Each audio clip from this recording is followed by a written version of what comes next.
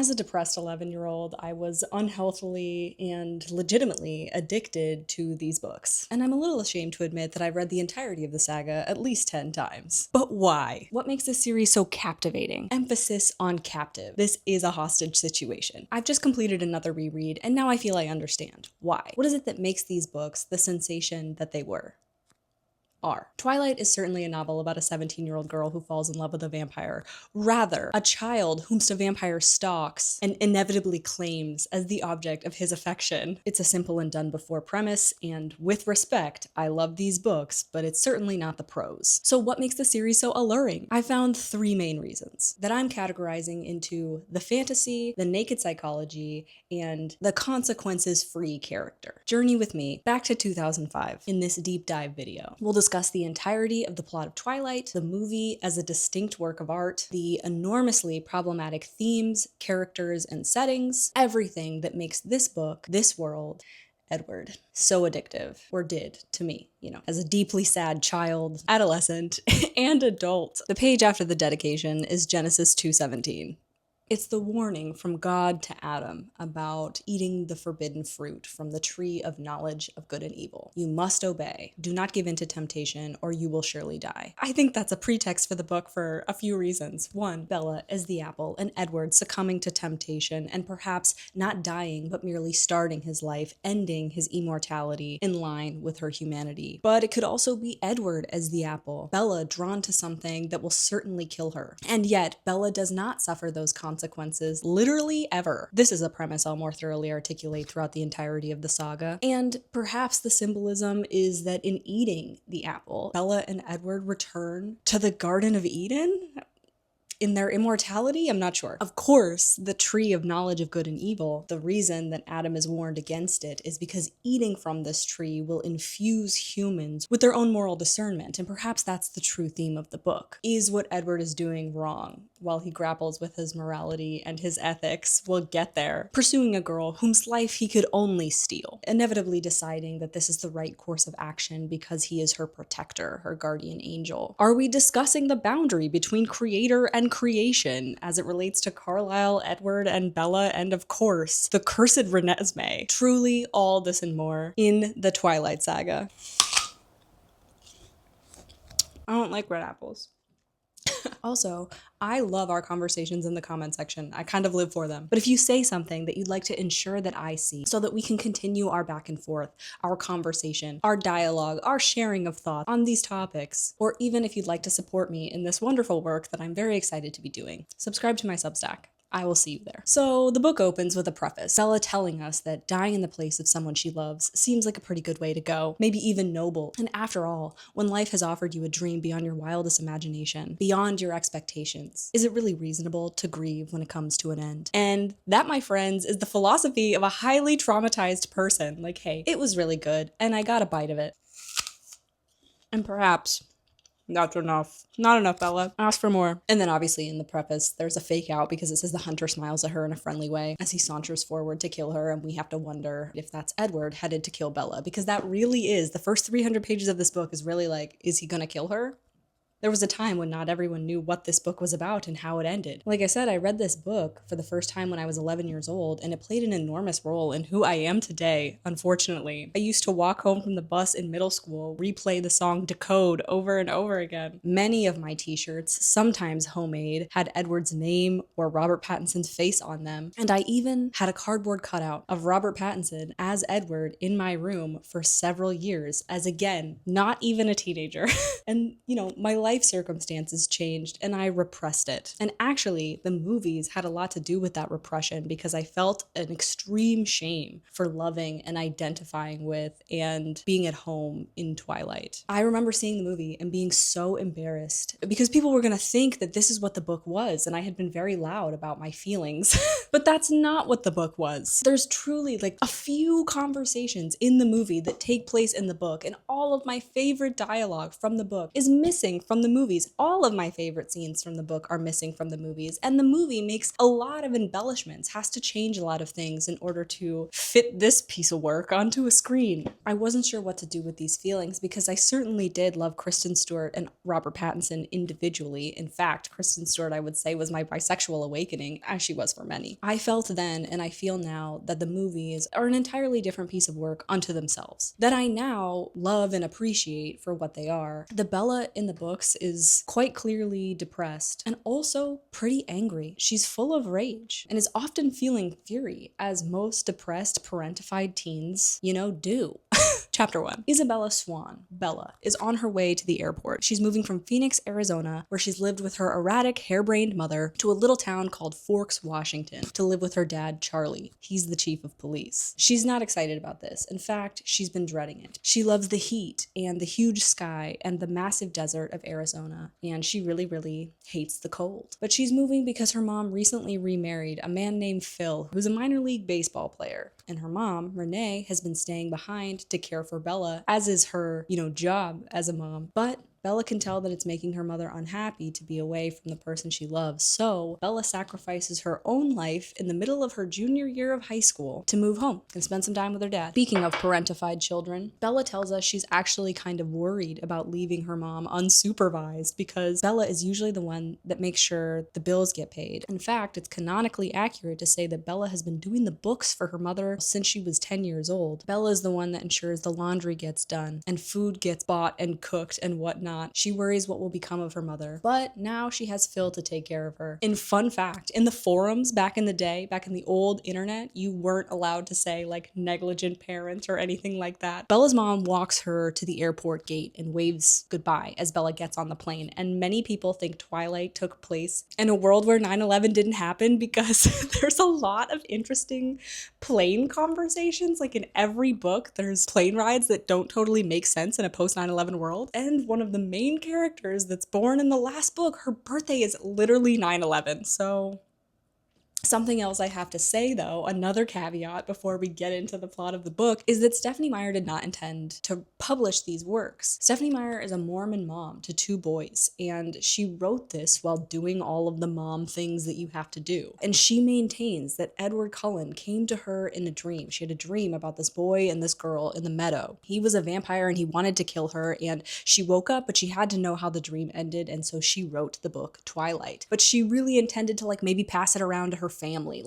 This was not supposed to be a global phenomenon for her. She wasn't intentionally trying to send any sort of message. She wasn't trying to say anything. In fact, it seems that she sort of just put her naked fantasy on a piece of paper, and I think that's one of the reasons that the world just ate it up. When critics talk about the book, it seems that Bella is a self-insert for a young Stephanie Meyer. That's something that Arpats actually said in an interview once, that it was so clearly like a diary entry of this woman, and he felt very uncomfortable playing her fantasy come to life, which I found very offensive at the time. We'll get into it. The details in the book as it relates to the technology and the post 9/11 of it all do seem to fit the time period of perhaps a teenage Stephanie Meyer rather than the time period it was published in. I'll point out these examples, don't stress. It takes Bella 2 plane rides and an hour-long car ride to reach Forks, Washington.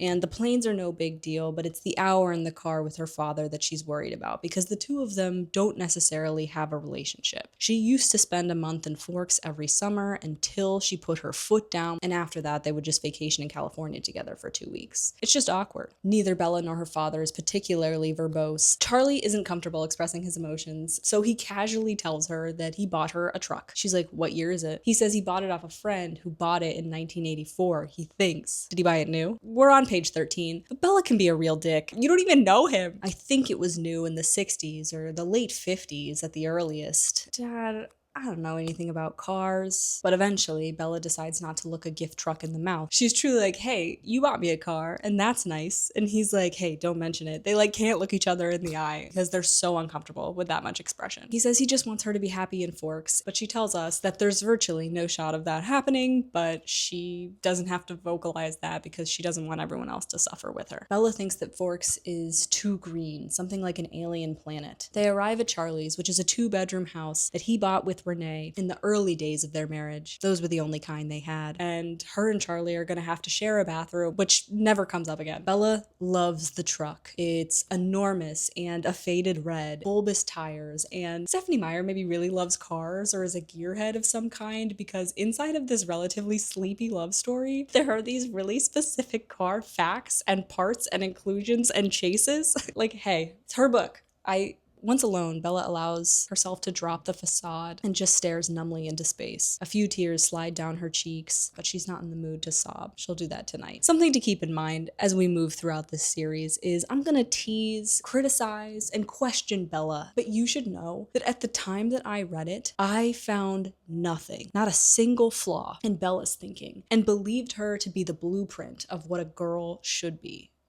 Yeah, imagine how much that messed me up. Imagine how many crazy situations I ended up in. I thought she was the blueprint for a lovable person, but I'm all right now, don't worry. All this to say, please don't take offense on Bella's behalf, because I did put in my time of worship. I've been doing the Harry Potter series, and I've been talking a lot about JKR and her turfdom and how problematic a lot of the themes inside of her books are, and our struggle as readers, as lovers of the craft, to distinguish art from artists, particularly when this media was so formative to most of us. And sometimes I get mean-spirited comments, which certainly impact me. I'm an extremely sensitive person, but I'm also aware, right, that anytime I've ever said anything mean or been sharp or harsh, it's entirely always been about me. But more than that, a lot of the mean-spirited comments say something along the lines of like, it's dumb that you're devoting so much time to this, why do you care? And what's so interesting to me is it's like, this is called thinking.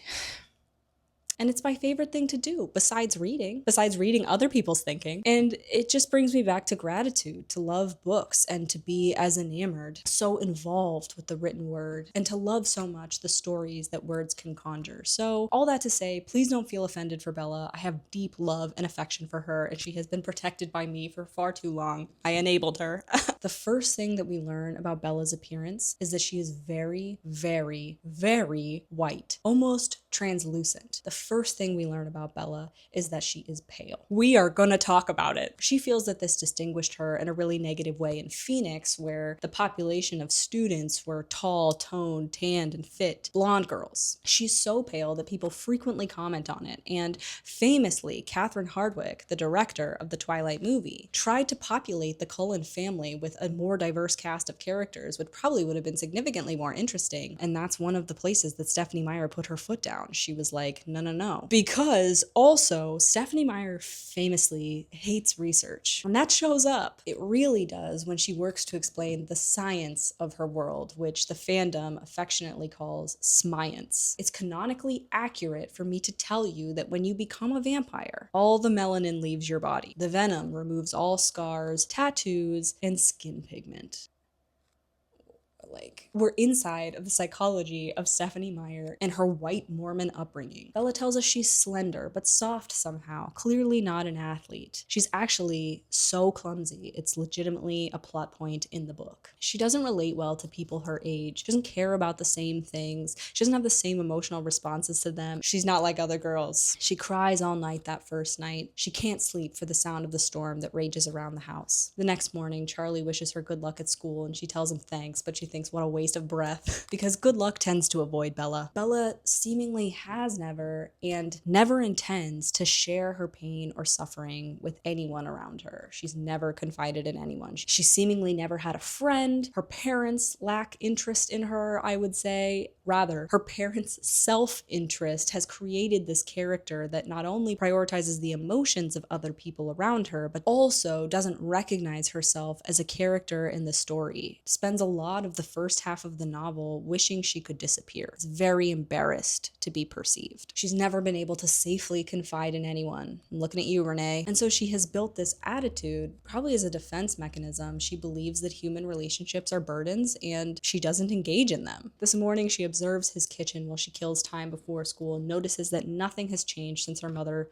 fled. The cabinets are yellow because that's the color Renee painted them in an effort to bring some sunshine to this gloomy place. There's a framed photo of Charlie and Renee getting married in Vegas 17 years earlier, and the hospital picture taken of the three of them right after Bella was born. There's also a procession of Bella's school pictures. Bella's like, I'm gonna have to tell him to take those down because this is pretty embarrassing because I live here. Bella feels a true pang of heartache on behalf of her father, who has clearly never gotten over her mother. I'm not gonna dive into this in this book, but I would actually say that Bella and Renee are sort of the Rory Lorelai ADHD autism combo. But we don't get to see that part of the story, and it would probably be more interesting. Anyway, Stephanie Meyer occasionally writes fan fiction of her own work in the visual guides, and the contextual information she provides us with, I would say, is actually more interesting than the stories and characters that we get, in the Edward and Bella saga, which, I would have thought was a blasphemous thing to say. But anyway, Charlie's story is that he was born and raised in Forks, and he'd planned to attend university, but his parents' failing health required him to stay behind and act as their caregiver. And this was the reality in which Renee was like, I really, really hate it here. Bye forever. I have so many thoughts on Renee that we're going to parse out more in Midnight Sun and Eclipse and Breaking Dawn. We're going to talk about Renee a lot. She will have her day in this court. Bella drives her truck to school, and it's the closest thing that feels like home in this really damp green place. It's clean, but it smells of old tobacco, and it makes a really loud noise when it starts up, and the radio works. It doesn't take her long to arrive at Forks High School, and the school looks nothing like the high school she attended in Phoenix. She's like, where's the barbed wire, the chain link fences? Rather, Forks High School is a collection of identical houses built with maroon-colored bricks. In the front office, Bella meets Mrs. Cope, whose facial configuration when she states her name informs her that the chief's daughter's return from gallivanting around with his flighty ex-wife must have been the subject of much gossip. Everyone knows who Bella is immediately, but they all know her as Isabella, because that's what Charlie calls her. She's the new kid, and that makes her intriguing, which under normal circumstances is a pretty nice way to be the new kid. It's a nice way to be welcomed into town, but for Bella, who wishes she didn't exist, this is pretty much worst case scenario. It means everyone is watching her all the time, and she often does embarrassing things like falling over.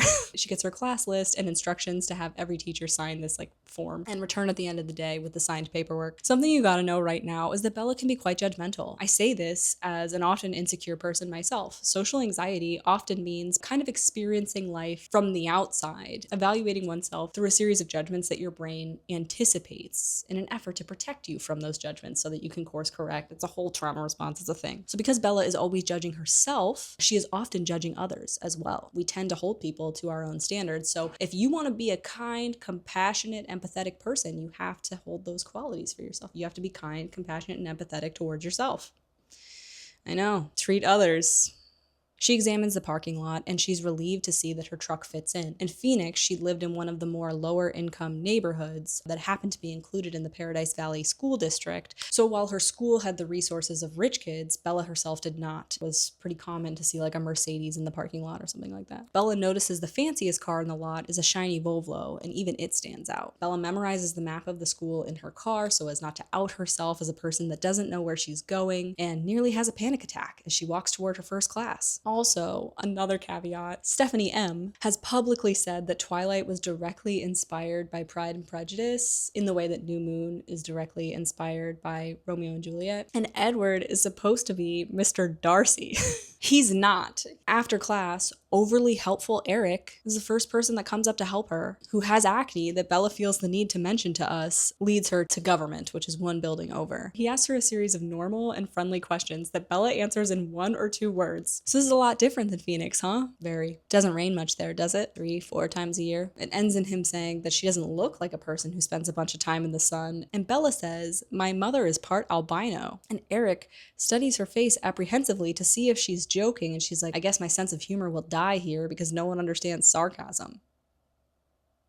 Bella. She sighs and she doesn't clarify because Bella is super willing to be misunderstood. It's not important to her to connect with the people around her. It's not important to be seen. In fact, it's important to not be seen. Listen to me. I love Kristen Stewart. She does not, in my opinion, portray Bella the way that Bella is written on the page. Bella is, if one thing, emotional, and that emotion is often rage. She's filled with fury in a sometimes unconscious way that I'd argue that many parentified children are. She was robbed of a childhood. It makes our bodies mad to be robbed of childhood. Eric walks Bella to a door that's clearly marked, and she's noticing that while everyone is watching her, some of the boys seem to be admiring her in a way that she was never admired in Phoenix. Bella has no dating history. More elaboration on this later, because according to her, no one has ever talked to her before. But as the day goes on, it becomes clear that the boys of Forks High have intention to make their romantic intention quite known. People ask a lot about how she's settling into Forks, and she says she tries to be diplomatic, but mostly she just lies a lot. She hates it here because she hates the rain. Bella has trig in Spanish with Jessica, whose name she doesn't bother to remember for a long time. Jessica befriends Bella and then prattles on about teachers and classes. And I gotta imagine Jessica is just like, hey, you're new here. Here's what's what. But Bella doesn't bother to keep up. She's not listening. She doesn't like Jessica. Obviously, they will regard one another as friends for the next 4 books, but they're not.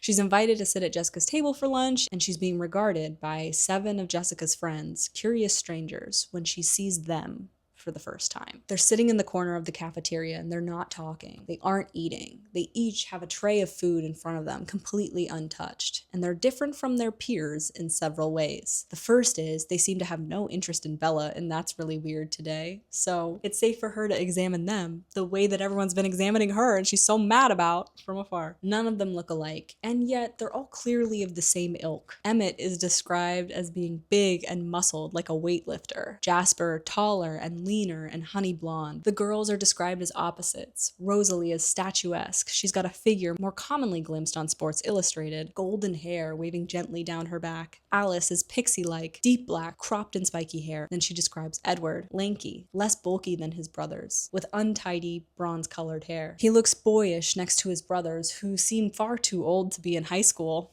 I want you guys to know that Emmett, when he enrolls in school, they tell them he's 14. Each of them has chalky pale skin and deep dark eyes with purplish bruises underneath them that are so pronounced it looks like they're all recovering from nose jobs, which they don't need because all of their features are so straight and angular. Bella can't look away because without a doubt these are the most beautiful people she's ever seen. Devastatingly, inhumanly beautiful. The faces of angels. She can't decide who's the most beautiful, the blonde girl or the bronze-haired boy. She doesn't know any of their names yet. She watches Alice rise with her tray, unopened soda, unbitten apple, and dumps it. The waste of food is, you guys, who are they? Jessica looks up, and at the same moment, Edward's eyes fly to Jessica's face and then land on Bella. She observes that his face held no interest. He had responded almost as if Jessica had called his name, and he looked up out of reflex, having already decided not to answer. She explains that at that table sit the Cullens, Dr. Carlyle Cullen and his wife, who tell the town they're in their late 20s, but canonically Carlyle is 23, live with their 5 foster children. 4 of those children are openly dating, apparently, says Jessica. Jasper and Rosalie, the blondes, are actually brother and sister. Mrs. Cullen is their aunt or something. They've been with her since they were 8. So that makes Esme around 18 or so when she inherits these children. Bella muses over their names. Strange and unpopular names. The names of grandparents. She's like, maybe that's kind of vogue in small town, but that prompts her to remember that the person next to her is actually named Jessica, which is a totally normal name. Bella's like, well,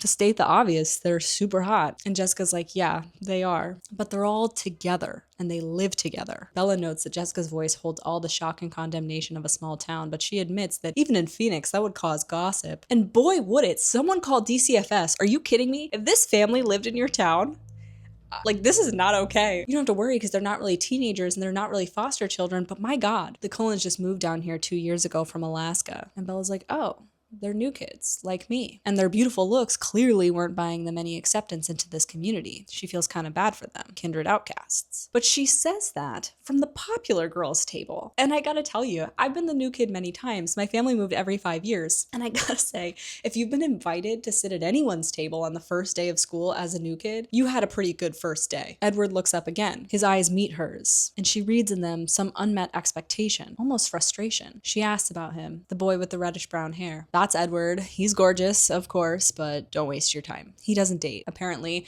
none of the girls here are good enough for him. Bella bites her lip to keep from smiling at Jessica's expense, and she wonders when Jessica asked him out. Listen, I don't love Jessica. I don't. I think she's a totally normal person. She's totally fine. But Bella comes in already aligning herself with this random boy over this girl who's shown her nothing but warmth, acceptance, kindness, invitation. And Bella and Edward eventually lead us to believe that Jessica's interest in Bella is entirely about her like notoriety. In my initial reading of this book at 11, I was like, yeah, Jessica sucks. But I don't think she has earned the judgmental light that the book has cast her in. After lunch, Bella is walked to biology by another shy girl named Angela, who graciously reminds Bella of her name. She's the quiet kindness counterpart to Jessica's basic bitch, I would say. Bella walks into the classroom and has to pass Edward sitting at his table in order to give Mr. Banner, the biology teacher, the slip that he has to sign. And she notices he like goes rigid in his seat. His table has the only empty seat, so that's where she's directed. She doesn't look up as she sets her books down and then notices that the boy Edward is leaning as far away from her as he possibly can be while still staying on the chair. Like, I certainly don't think murderous hunger is how Arpat's portrayal in this scene reads. I really don't. I'm gonna explain why it all happened the way it did. And we have more information now than we ever have before. But Bella in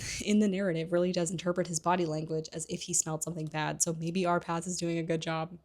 And she tries to pay attention, but unfortunately, today's lecture is on cellular anatomy, which she has already studied because Bella attended a high school with a real budget, so she was in AP classes. This is like light work. She occasionally peeks over to his body to see if his fists have unclenched. The tendons in his forearms are taut. He's like rigid. Every muscle tensed up. He's so still he doesn't seem to be breathing. One of the times she looks over and he is glaring down at her, his black eyes full of revulsion. And when you read Twilight, you don't think Edward's gonna kill Bella.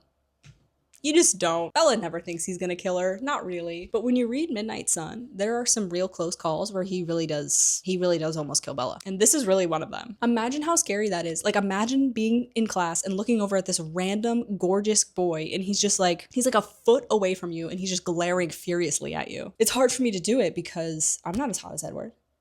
No one is. Bella's like, maybe I misread the Jessica situation because he doesn't know me from Eve. The bell rings and Edward flees the classroom before Bella has even a moment to gather herself. She's frozen in her seat, trying not to cry, trying to block the anger that's filling up inside of her. Aren't you Bella Swan? Bella. I'm Mike. Hi, Mike. Do you need help finding your next class? And it turns out they have gym together, which he seems thrilled about, but Bella tells us is really not that big of a coincidence in a class this size. Mike is the nicest person Bella has met today. He lived in California until he was 10, so he understands about the sun, and he supplies most of the conversation, so it makes it easy for Bella. And just note the undertone of misogyny, right? Jessica is prattling on, and this is supposed to tell us something about Jessica's self-centeredness, her lack of interest and genuine connection in Bella. She doesn't ask Bella any questions about herself, and this casts her in this really disdainful light. But when Mike does it, he's being nice, filling the space, so Bella doesn't have to. Mike is like, so what did you do to Cullen? She's like, shit, so that behavior was not only out of character, but other people noticed. That's embarrassing. She's like, was that the guy I sat next to? And he's like, seemed like he was in pain or something. Bella's like, yeah. Beats me. In Phoenix, you finish gym after 2 years, but in Forks, it's required for all 4 years of high school. Imagine thinking you were done with gym forever and then just, you gotta dress out again. Like, you're a fully adult person. Like, imagine being 18 years old and some random adult in the area has the authority to tell you to run laps. Since it's her first day, Coach Clapp doesn't make her dress down, but she watches all these other volleyball games. She thinks about all the injuries she's sustained and inflicted while trying to play in previous settings. The final bell rings and she trudges back to the front office to hand in her paperwork and almost turns right back around because who is talking to Mrs. Cope but Edward Cullen himself? He's arguing with Mrs. Cope in a low, attractive voice, trying to trade out of 6-hour biology for any other time. And Bella is like, I refuse to believe this is about me. Someone else walks into the office, bringing with them a cold wind, and Edward's entire back stiffens, and he turns to glare at her, his face absurdly handsome. For an instant, she feels a genuine thrill of fear. Never mind. I can see that it's impossible. Thank you so much for your help. And he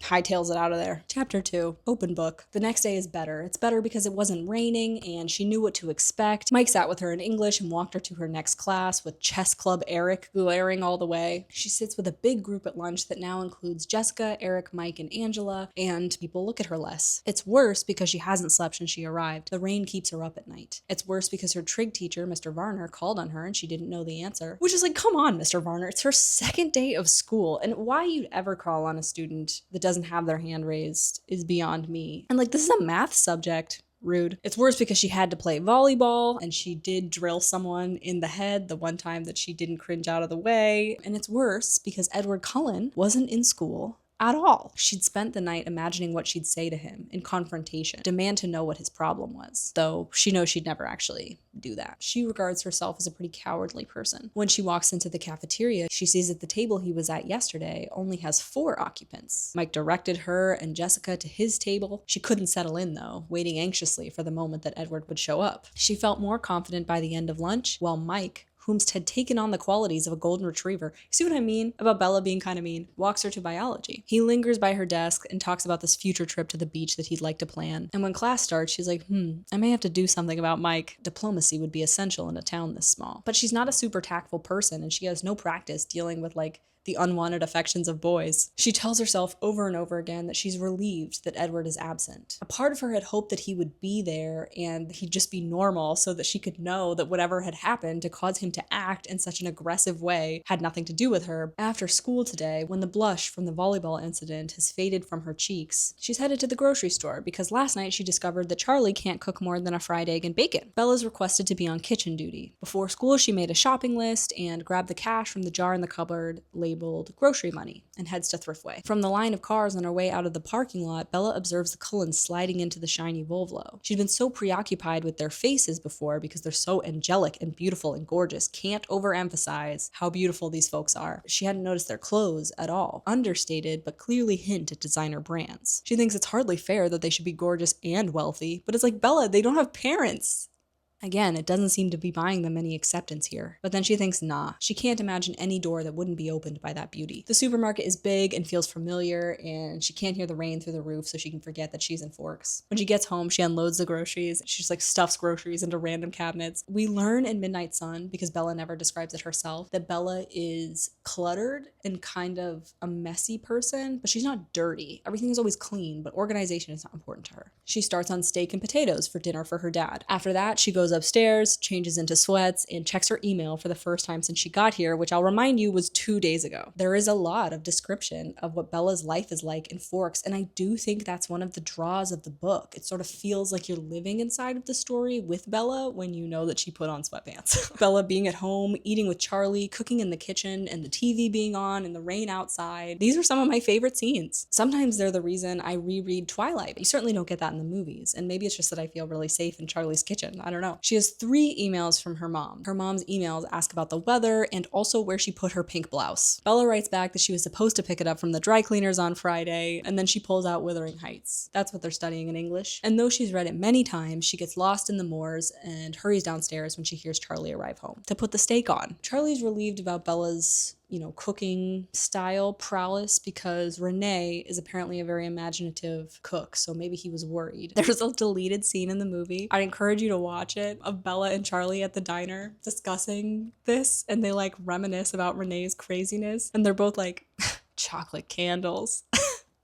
Bella is sad that her dad remembers this about her mom, because Charlie's whole life seems to have sort of paused when Renee left, whereas Renee has had so many different lives in between and Bella has been a part of all of them. He goes to watch TV while she works, and thus a tradition is born. Smells good, Belle. Charlie calls her Belle, singular. Also, let's get something straight right now. The Charlie played by Billy Burke is not the Charlie in the books. Book Charlie might as well not be there. They have a conversation about school, and Bella inquires about the Cullens and witnesses Charlie make what she calls the biggest speech he's ever made in his entire life in defense of the Cullens. He's like, the people in this town, Dr. Cullen is a brilliant surgeon, and we're lucky that his wife wanted to live in a small town, triple the salary that he's making here. And I initially worried about all those teens, but they're well behaved, polite, all very mature, which is more than I can say for some folks whose families have lived in this town for generations. Just because they're newcomers, people have to talk. And Bella's like, oh, well, they seem nice enough. Very attractive. She's like trying to be complimentary. You should see the doctor, says Charlie. We're not at Carlisle yet. He clears the table. She does the dishes while he watches TV. There's no dishwasher in the house. By Friday, Bella can recognize, if not name, all the students in the school. In gym, people have learned to avoid her, and Edward Cullen has not returned. He has not come back. Every day, she waits anxiously at lunch until the Cullens arrive, and when she sees that he's not with them, she relaxes into her day. She spends the weekend in the house alone, cleaning, while Charlie goes out fishing, does homework, writes bogusly cheerful email. She checked out the library, but she said it was so poorly stocked that she didn't get a card. Hashtag not a real reader. On Monday, people greet her in the parking lot. She aces her Wuthering Heights pop quiz, and she's feeling a lot more comfortable in Forks than she anticipated she would by this point. Between classes on that Monday, Bella is horrified to realize that it is snowing. There's tons of excitement on the part of her peers. It's the first snow of the year. An impromptu snowball is lobbed at the back of Mike's head by a fleeing Eric. It's the first time Bella has ever seen snow in her entire life, and she's like, isn't it supposed to look like individual flakes? These just look like Q-tips. Very unimpressed. She hates the snow. Sure, it's drier than the rain, till it melts in your socks. People are throwing mush balls between classes, and she keeps her binder in her hands, like to prepare to deflect at any moment. Mike and Jessica are talking animatedly in line for food in the cafeteria about the snowball fight Mike is organizing for after class. And Bella says that based on the smile on Jessica's face, she thinks Jessica will be up for anything Mike suggested. Bella's like, damn, I guess I'll have to wait till that's over. So she's just gonna like sit in the gym rather than leave while that's going on and risk getting hit by a snowball. Out of habit, she glances at the Cullens' table, and suddenly she feels panic. Her heart drops because there are 5 people sitting there. Bella looks down, her ears hot. She doesn't feel good. She opts just for a soda, says she feels sick.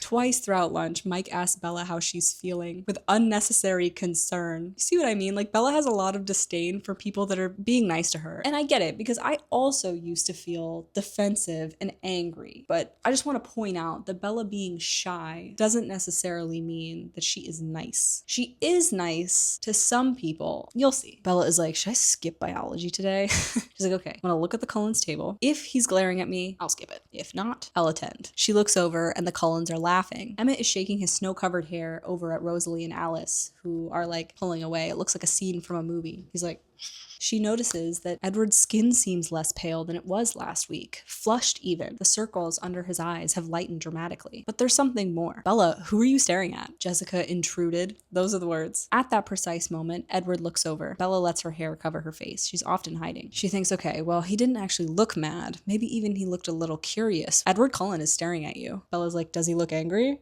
Jessica's like, no. Should he be angry? I don't think he likes me. She feels queasy. The Cullens don't like anybody, and he's still staring at you. Stop looking at him, she says to Jessica, and she looks up to make sure that Jessica does and contemplates violence if she resists. Bella gets to biology and is relieved to see that her table is still empty. She sits down and is doodling on her notebook when she hears the chair next to her move. Hello?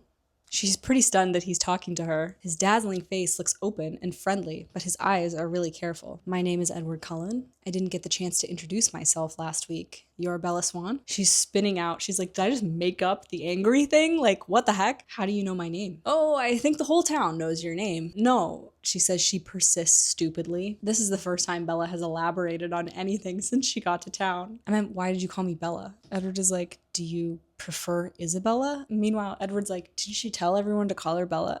I was like, no, I like Bella, but I think my dad, must call me Isabella behind my back. That's what everyone seems to know me here as. She's like, I am such an idiot. Why am I talking? Oh, says Edward. Mr. Banner gets the class started on a lab. They'll be separating root tip cells into the phases of mitosis. Edward says ladies first and pushes the microscope toward her. And Bella is so dazzled by his smile that she just like pauses looking at him for a second. He's like, or I could start if you wish. She's like, no, it's fine. She like looks into the microscope, takes a fleeting glance. She's done this lab before and she wants him to know that she's smart. Prophase. Do you mind if I look? Edward, I'll tell you right now, is studied in medicine. He holds several doctorate degrees. Why is he in high school biology? We have an answer, but it's not a good one. It's not going to satisfy you. But anyway, he's never gotten a question wrong in any subject ever, I guess. So he has to check to make sure that she doesn't ruin his cred. He moves to look at the microscope and their hands touch. His icy and cold. She jerks her hand away because it feels like an electric jolt has just passed between the two of them. I'm sorry, he says while looking into the microscope. He checks the next slide. Anaphase. Mind if I check? And the rest of the lab passes quickly because they're both really advanced pupils. What can I say? Hey, did you get contacts? He's like, No.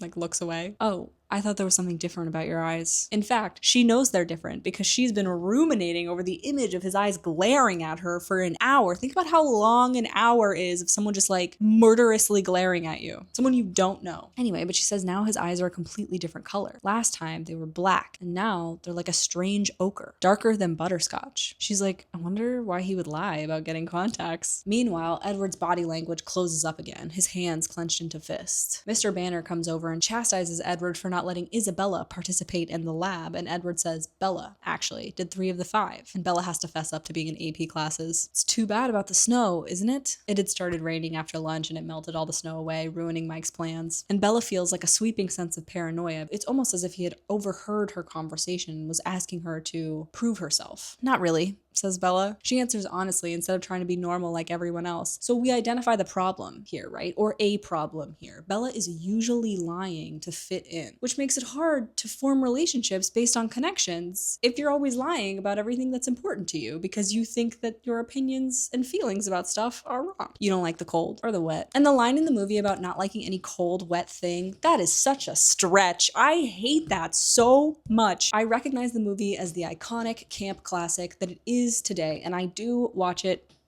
in the winter. But at the time, the whole thing felt so cringe. The thing is, if you loved the Twilight book, people would ask you questions about the Twilight movie, and I felt this weird, I felt my sense of loyalty being tested. I didn't know if I should try to explain the movie. I didn't want to denounce it and say that it was embarrassing the way that many people did. I distinctly remembered my dad being like, why is that in there? Is he the cold, wet thing? But he's not wet.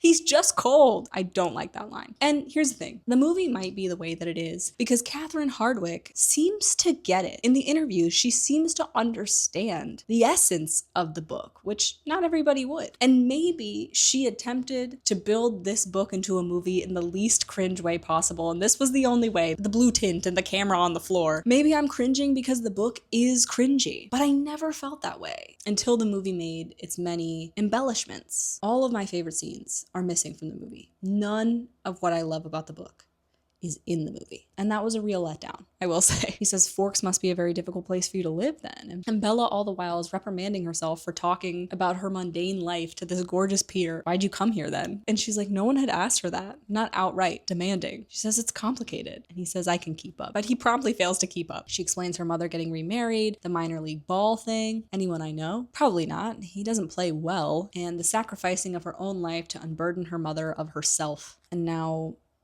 you're unhappy? And, she says, Bella disregards her own unhappiness as not an important fact. Bella has been taught through her parentification to ignore her own suffering. And it's the reason she ends up in the dangerous situations that she does. That doesn't seem fair. Hasn't anyone ever told you? Life isn't fair. I believe I have heard that somewhere, actually. He says she puts on a good show, but he's willing to bet she's suffering more than anyone knows. He genuinely seems to be the first person who's ever showed her compassion or been interested in her inner world. Rather, the first person whose interest she's allowed or indulged. And he's like, did I get it? What does it matter to you? It's a very good question. He doesn't say anything else, so she's like, whatever. And he's like, am I annoying you? She deflates. No, I'm more annoyed with myself. My face is really easy to read. My mom always says I'm an open book. It's like, on the contrary, I find you very difficult to read. And that's pretty unusual for me. When the class is called back to order, Bella is dismayed to realize she's just shared her dreary inner life with this gorgeous god of a boy who may or may not despise her. When the bell rings, he rushes from the room as gracefully as he had that first day. Mike walks up to her table and was like, ugh, that was awful. Lucky you had Cullen for a partner. And she's like, I didn't have any trouble with it. Cullen seemed friendly enough today. Yeah, I wonder what was with him last Monday. She tries to sound indifferent. After school, she's like backing out of the parking lot, but she's so preoccupied looking at Edward standing next to his Volvo waiting for his siblings that she almost crashes her car into somebody else. And she drives away and determinedly does not look, but she's pretty sure she could see him laughing. The next morning, Charlie is left for work before Bella has gotten up. She says she's actually really reveling in the aloneness. It's almost like having her own place. She recognizes excitement in her body and she's like, I gotta get a handle on this. She knows it's not learning she's excited for, but to see Edward Cullen. And she knows that that's not very smart. She thinks that she should be avoiding him entirely after her babbling overshare yesterday. It's like, Bella, relax. She thinks she cannot have a crush on this guy because she's well aware that their leagues are two spheres that don't touch. She drives to school wondering why boys like her here. She's pretty sure she looks the same. She's like, maybe my clumsiness is attractive or endearing, casting me in the role of damsel in distress. She's like, either way, I think I preferred being ignored. There's black ice on the roads, and so Bella drives really carefully, but the truck handles the road really fine because she discovers when she gets to school that Charlie has gotten up at who knows what hour to get snow chains put on her tires. And she's standing at the back of her truck, overcome with emotion at being considered and cared for and loved by Charlie in this way. And it's so overwhelming to her. His unspoken concern catches her by surprise because no one has ever cared for her before. She's literally like tearing up, like, oh my God, I didn't have to do that myself. She's standing at the back corner of her truck looking at the snow tires when all of a sudden a high-pitched screech peals through the parking lot, painfully loud. She says it doesn't slow down like it does in movies. Rather, everything becomes sharper. She sees Edward Cullen standing across the lot, 4 cars down from her, so it's not like that far away. His face a mask of horror and shock. And she sees a dark blue van skidding, tires locked and squealing, across the ice, about to hit the back corner of her truck, and she is standing in between those two objects. She doesn't even have time to close her eyes. Just before she hears the crunch of the truck, a hard object hits her in the opposite direction from where she was expecting. Her head cracks on the blacktop, and something solid and cold pins her to the ground. The van is still coming, and a low oath makes her aware that someone is with her, a voice impossible not to recognize. His hands shoot out protectively and collide with the side of the van, and the van stops, a foot from her face, deeply dented with Edward's handprints. His hands blur as one grips underneath the body of the van and the other swings her body and legs like a rag doll over to the other side. The van pops and settles, glass on asphalt, just where she had been before. It's silent for a moment before the screaming begins. Bella, are you all right? She's like, I'm fine. And she tries to get up, but he pushes her back onto the ground. I think you hit your head really hard. She's like, how did you get over here so fast? I was standing right next to you, Bella. She looks at him and thinks like, what was I asking? She's a little disoriented. There's a bunch of movement around them, and someone calls the police. An ambulance arrives, as does Charlie. He's really panicked. She tries to get up again, but he pushes her back down. But it's cold, he laughs. She's like, hey, you were by your car. No, I wasn't. Yeah, you were. Bella, I was standing right next to you, and I pulled you out of the way. No. Please, Bella. Why? Trust me. Will you promise to tell me everything later? Fine.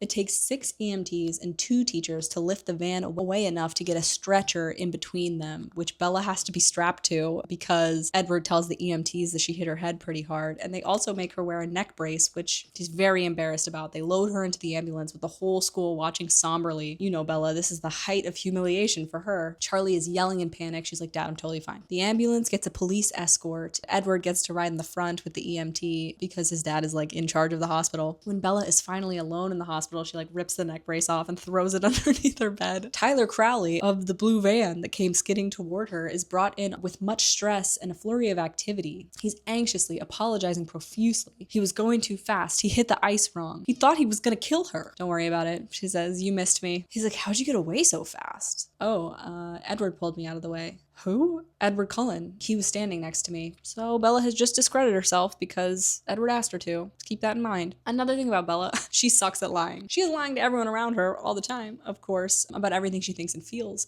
but she's bad at it. And that's another reason why she doesn't like to be around people. She's like, okay, I knew I wasn't crazy because Tyler's like, oh, I didn't even see Edward there. They x-ray her head and there's nothing wrong with her, like she suspected, not even a concussion. Always the indignation with Bella. And I could relate for such a long time, but she's not allowed to leave until she talks to the doctor, so she's stuck in the ER being harassed by Tyler's apologies. To make it stop, she pretends to be asleep. Is she sleeping? The musical voice of Edward asks. She opens her eyes and glares at him. She's like, Tyler apologizes to Edward. Edward says, hey, no blood, no foul. Why aren't you strapped to a gurney like the rest of us? And he's like, it's all about who you know. I came to spring you. And around the corner comes the doctor, and Bella's jaw drops because he is that gorgeous. He's young and blonde and handsome, pale though, and tired looking. And when Peter Facinelli comes around that corner, I want you to know something right now. That's his real hair. We as fans care about a lot of stuff. One of the things that they decided to maintain as it relates to source material to script was the hair color of the Cullens. But I think that Carlisle didn't need to be blonde. Like, Peter Facinelli is hot. It didn't have to be this way unless right? Because my running theory is that Catherine Hardwicke understood that the Cullens are not fitting in the way that they think they are. Well, Bella thinks he's super hot. Maybe he's not. Maybe he's kind of weird. Maybe they're all kind of weird, and maybe everyone else can tell. So Miss Swan, he asks about her head, probes around. She's like, can I go back to school? And he's like, probably not. You should probably take it easy. You did almost die today. And Bella's like, all the fuss. Anyway, most of the school seems to be in the waiting room, and she's like, no. It's like, Bella, you could have died. It sounds like you've been extremely lucky. Oh yeah, lucky Edward was standing right next to me and he could pull me out of the way. And Carlisle's like, oh, well, yes. And he like busies himself with some papers and then goes to talk to Tyler. And Bella's like, the doctor is in on it. Because it's like, that's your son. Why doesn't your dad care that you got hit by a car? Or that I didn't die because you saved my life? That's not a normal response. Bella clocks that. Can I talk to you for a minute? Your father is waiting. Eventually, she convinces him to walk into the hallway with her. Edward's like, what do you want? You owe me an explanation. I don't owe you anything. I saved your life. You promised. Bella, you hit your head. You don't know what you're talking about. Gaslighting. She's so pissed. She's like, there's nothing wrong with my head. She tells him what she saw. You think I lifted a van off of you? No one will believe that. I'm not gonna tell anybody. Then why does it matter? It matters to me. I don't like to lie, and so there better be a good reason why I'm doing it. They scowl at one another at an impasse. And she's like, why did you even bother? He pauses and he's like, I don't know. And then he walks away and she's like, she's so furious that she can't move for several minutes. She walks into the waiting room and every person she's ever met in Forks is there. She finds Charlie and they rush out of there and she like waves sheepishly to her friends. She just like dips. It's a huge relief for the first time ever to get into the cruiser. When they get home, Charlie's like, you'll need to call Renee. You told mom? Bella is furious, appalled. She slams the car door. Her mom is in hysterics and she has to comfort her mom for about 30 minutes. 30 minutes. Her mom begs her to come home. Even though Bella's like, home is empty right now, there's nothing to come home to. But she realizes that even though the offer can't be sincere on her mother's part, she's not really tempted to accept it. She's consumed by the mystery that is Edward Cullen. Stupid, stupid, stupid. Also, Carlisle told her to take Tylenol for the pain, and she eventually does so before she goes to sleep, and she's like, it did help. And I'm like, is this a nod to Carlisle's medical expertise?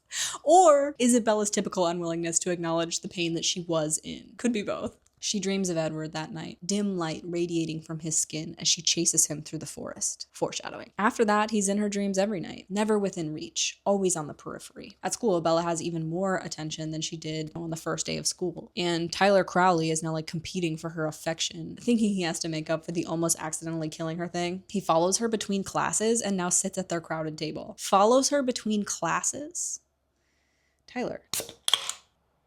Nothing if not thorough. It's not that good, actually. No one seems concerned about Edward, even though Bella explains over and over again that he is the hero of this story. She wonders why no one is questioning the fact that he was standing so far away, 4 cars away. She's like, oh, this is humiliating. It must be because no one else is obsessed with Edward Cullen the way that I am, so no one else clocked his positioning before this crazy accident. People avoid Edward as usual. No one seems impressed by or worried about him. None of the Cullens, especially not Edward, glance her way anymore. Edward stops talking to her at all. In fact, the day after the accident, she re-entered the biology classroom and said, hello, Edward, to show him that she'd be behaved. And he just nodded in her direction. He has not spoken to or acknowledged her existence in the 6 weeks since. It's called stonewalling. She is forced to conclude that he wishes that he had not saved her life, that he wishes that she had died. His body does clench up and stiffen in biology though, so she wonders if he's as oblivious to her as he's pretending to be. She watches him from a distance, unable to stop herself, as his golden eyes turn perceptibly darker day by day. Bella becomes so miserable in this isolation that Renee calls because despite Bella's outright lies, the tenor of Bella's emails has alerted Renee to her depression. And if Renee noticed, y'all know it's bad. Mike, on the other hand, is delighted by the apparent coolness that is settled between Edward and Bella. He seemed worried that Edward's act of heroism would have been attractive and seems relieved that it's had the opposite effect. He gets so confident that every day after lunch, he sits on the corner of their shared lab table and talks to Bella until the bell rings. Jessica calls Bella one night to ask if it's all right if she asks Mike to the Girls' Choice dance in 2 weeks. So timeline so far. Bella is at school for 1 week, wherein Edward glares at her for 1 day. The next week, also on Monday, they talk for 1 day. And the rest of the time, he's either been absent or ignoring her. Bella's like, no, you're good. You should ask Mike. Bella says she's not going to the dance. She finds dancing to be a hazardous activity for herself or anyone around her. The next day, though, intrigued, Jessica seems really distant, and Bella's like, shit, did Mike turn her down? Bella is even more worried when at lunch, Jessica chooses a seat next to Eric and chats with him animatedly and never glances in Mike's direction. That day, sitting on the corner of her biology table, with Edward ignoring them like usual, Mike is like, so Jessica asked me to the dance. Bella's like, that's awesome. You're gonna have so much fun. Well, I told her I had to think about it. Why? Bella feels like relieved that he didn't outright tell her no, because I was wondering if maybe you were gonna ask me. She's like, Mike, I think you should tell her yes. Why? Did you already ask someone? Bella is hoping that Edward doesn't notice that Mike glances at Edward when he asks that question. Bella says, no, she's not going at all. She's actually going to Seattle that day. And she just makes up the Seattle trip just to have something to say. Can't you go another time? And she's like, no. And you shouldn't make Jess wait any longer. It's rude. Mike slunks off and Bella feels guilt and sympathy. And when she looks up, Edward is looking at her. For the first time in 6 weeks. They look into each other's eyes. He stares at her until Mr. Banner calls on Edward. The Krebs cycle. When class is over, she collects her books and is walking away when Edward calls, Bella? She turns to look at him, but she's like, when I look at his face, I'm gonna be disoriented. So she steels herself. She's like, wary. She's like, what? Are you speaking to me again? No, not really. Then what do you want, Edward? I'm sorry. I know I'm being very rude, but it's better this way. If we're not friends. Trust me. And Bella hears, it's not you, it's me. What she hears is that he can so clearly see her infatuation with him that he has decided that he has to just not talk to her at all lest he fuel her obsession. Heard that one before. She's like, you should have figured that earlier. Saved yourself all this regret. Regret? Yeah, for not just letting the stupid van squash me. You think I regret saving your life? I know you do. You don't know anything. They bicker a lot. They're mad at each other a lot. They have a lot of passion in between them. Our Pats was given Midnight Sun by Stephanie Meyer so that he could have an insight into the character that he was playing. And obviously in Midnight Sun, it's revealed that Edward is a manic depressive, just filled with extreme self-loathing. And so that's how Our Pats is playing Edward. But the truth is, when you read Twilight, that's not really what you get because that's not how Bella views him. Anyway, so they're both really furious at each other in a super overt way. She turns on her heel and moves to stomp out of the classroom, but her boot catches the side of one of the tables, and so the books all go sprawling. And she literally contemplates just storming out. She's that mad, but she sighs. She bends to pick up her books, and he's already there, handing them to her. Thank you. You're welcome. Do you think it's a little bit coincidental that Edward starts talking to Bella the day all these suitors make their interests known? It's not. I'll let him tell you about it in Midnight Sun, but that's why he's talking to her again, because other boys are interested in her. Just so you know. They're playing basketball in gym and it's pretty brutal. Bella takes people down with her when she falls down. And can you imagine being in PE and some girl just yanking you to the floor as she falls to the floor? It's kind of hard to believe that Bella's popular actually, because if you really knew these two kids in your high school, I don't know that would be the case. That's not how I felt when I loved the books. I obviously still love the books, otherwise I wouldn't be devoting this time to it. But I don't want you to feel defensive on behalf of the books because I think one of the important things about love that I think you'll see as a through line in all my videos is accountability. I think that loving something actually gives us not just permission, but a responsibility to hold it accountable for its sins. Bella's headed to her truck after school, which due to its age and strength has sustained minimal damage post-accident, and she stops short when she sees a tall, dark figure by her car. She worries for a second that it's Edward, but soon she feels relief because it's just Eric. She's fiddling with her keys and she's like, hey Eric, what's up? He's like, will you go to the spring dance with me? I thought it was girls' choice. She says, sorry, I'm out of town. Maybe next time. And he's like, okay. And he walks away. She hears a low chuckle though as she says that and watches Edward glide by, his lips pressed together as if he'd heard the whole interaction. She's furious now. She yanks open her truck door and gets inside. But before she can leave the parking lot, the Volvo has pulled out and is blocking the exit to wait for his whole family, dick move in general, and a line of cars forms behind him. Tyler Crowley, in his new car, is waving at her from behind, but she's not acknowledging him. Suddenly, there's a knock on her passenger side door and she has to manually roll the window down. She's like, sorry, Tyler, I'm stuck behind Cullen. And she's like, obviously the holdup is not my fault. Yeah, I know. I just wanted to ask you something while we're stuck here. And she's like, no way. Will you ask me to the spring dance? I'm not going to be in town, Tyler. Well, maybe I should be nicer. It's not his fault that Eric and Mike have used up my patience for the day. He says, yeah, Mike said that. I just figured you were letting him down easy. She's like, it is his fault. Sorry, Tyler. I really am going out of town. It's cool. we still have prom. He like walks away. And Bella's like, she looks up to see the Cullens sliding into the shiny Volvo and Edward shaking with laughter in the rearview mirror. She contemplates ramming into the car, not enough to hurt anyone inside of it, but just enough to dent the paint job. This is one of the scenes that's absent from the movie that I really, really love because it demonstrates everyone's personality. Bella makes chicken enchiladas that night to distract herself. Jessica calls jubilant to say that Mike has accepted her invitation, and Bella suggests that Angela ask Eric and Lauren ask Tyler because she heard they're both available. Bella is thinking about Edward saying it would be better if they weren't friends, and she literally starts crying because she's so offended, feels so rejected by this. She's like, you know what? Fine. She resolves herself to get through her purgatory here and then go to college somewhere far away, maybe Hawaii. Dinner that night, she's impressed with Charlie for trying her cooking because apparently the smell of green peppers is so foreign in this town. She tells Charlie about the Seattle plans and he's like, oh, isn't that the day of the dance? And she's like, oh my God, only in a town this small does Dad know the day of the dance. She's like, Dad, you know I don't dance. And she's annoyed. She says she didn't inherit her balance problems from her mom, which is interesting because we never see Charlie be like clumsy or anything.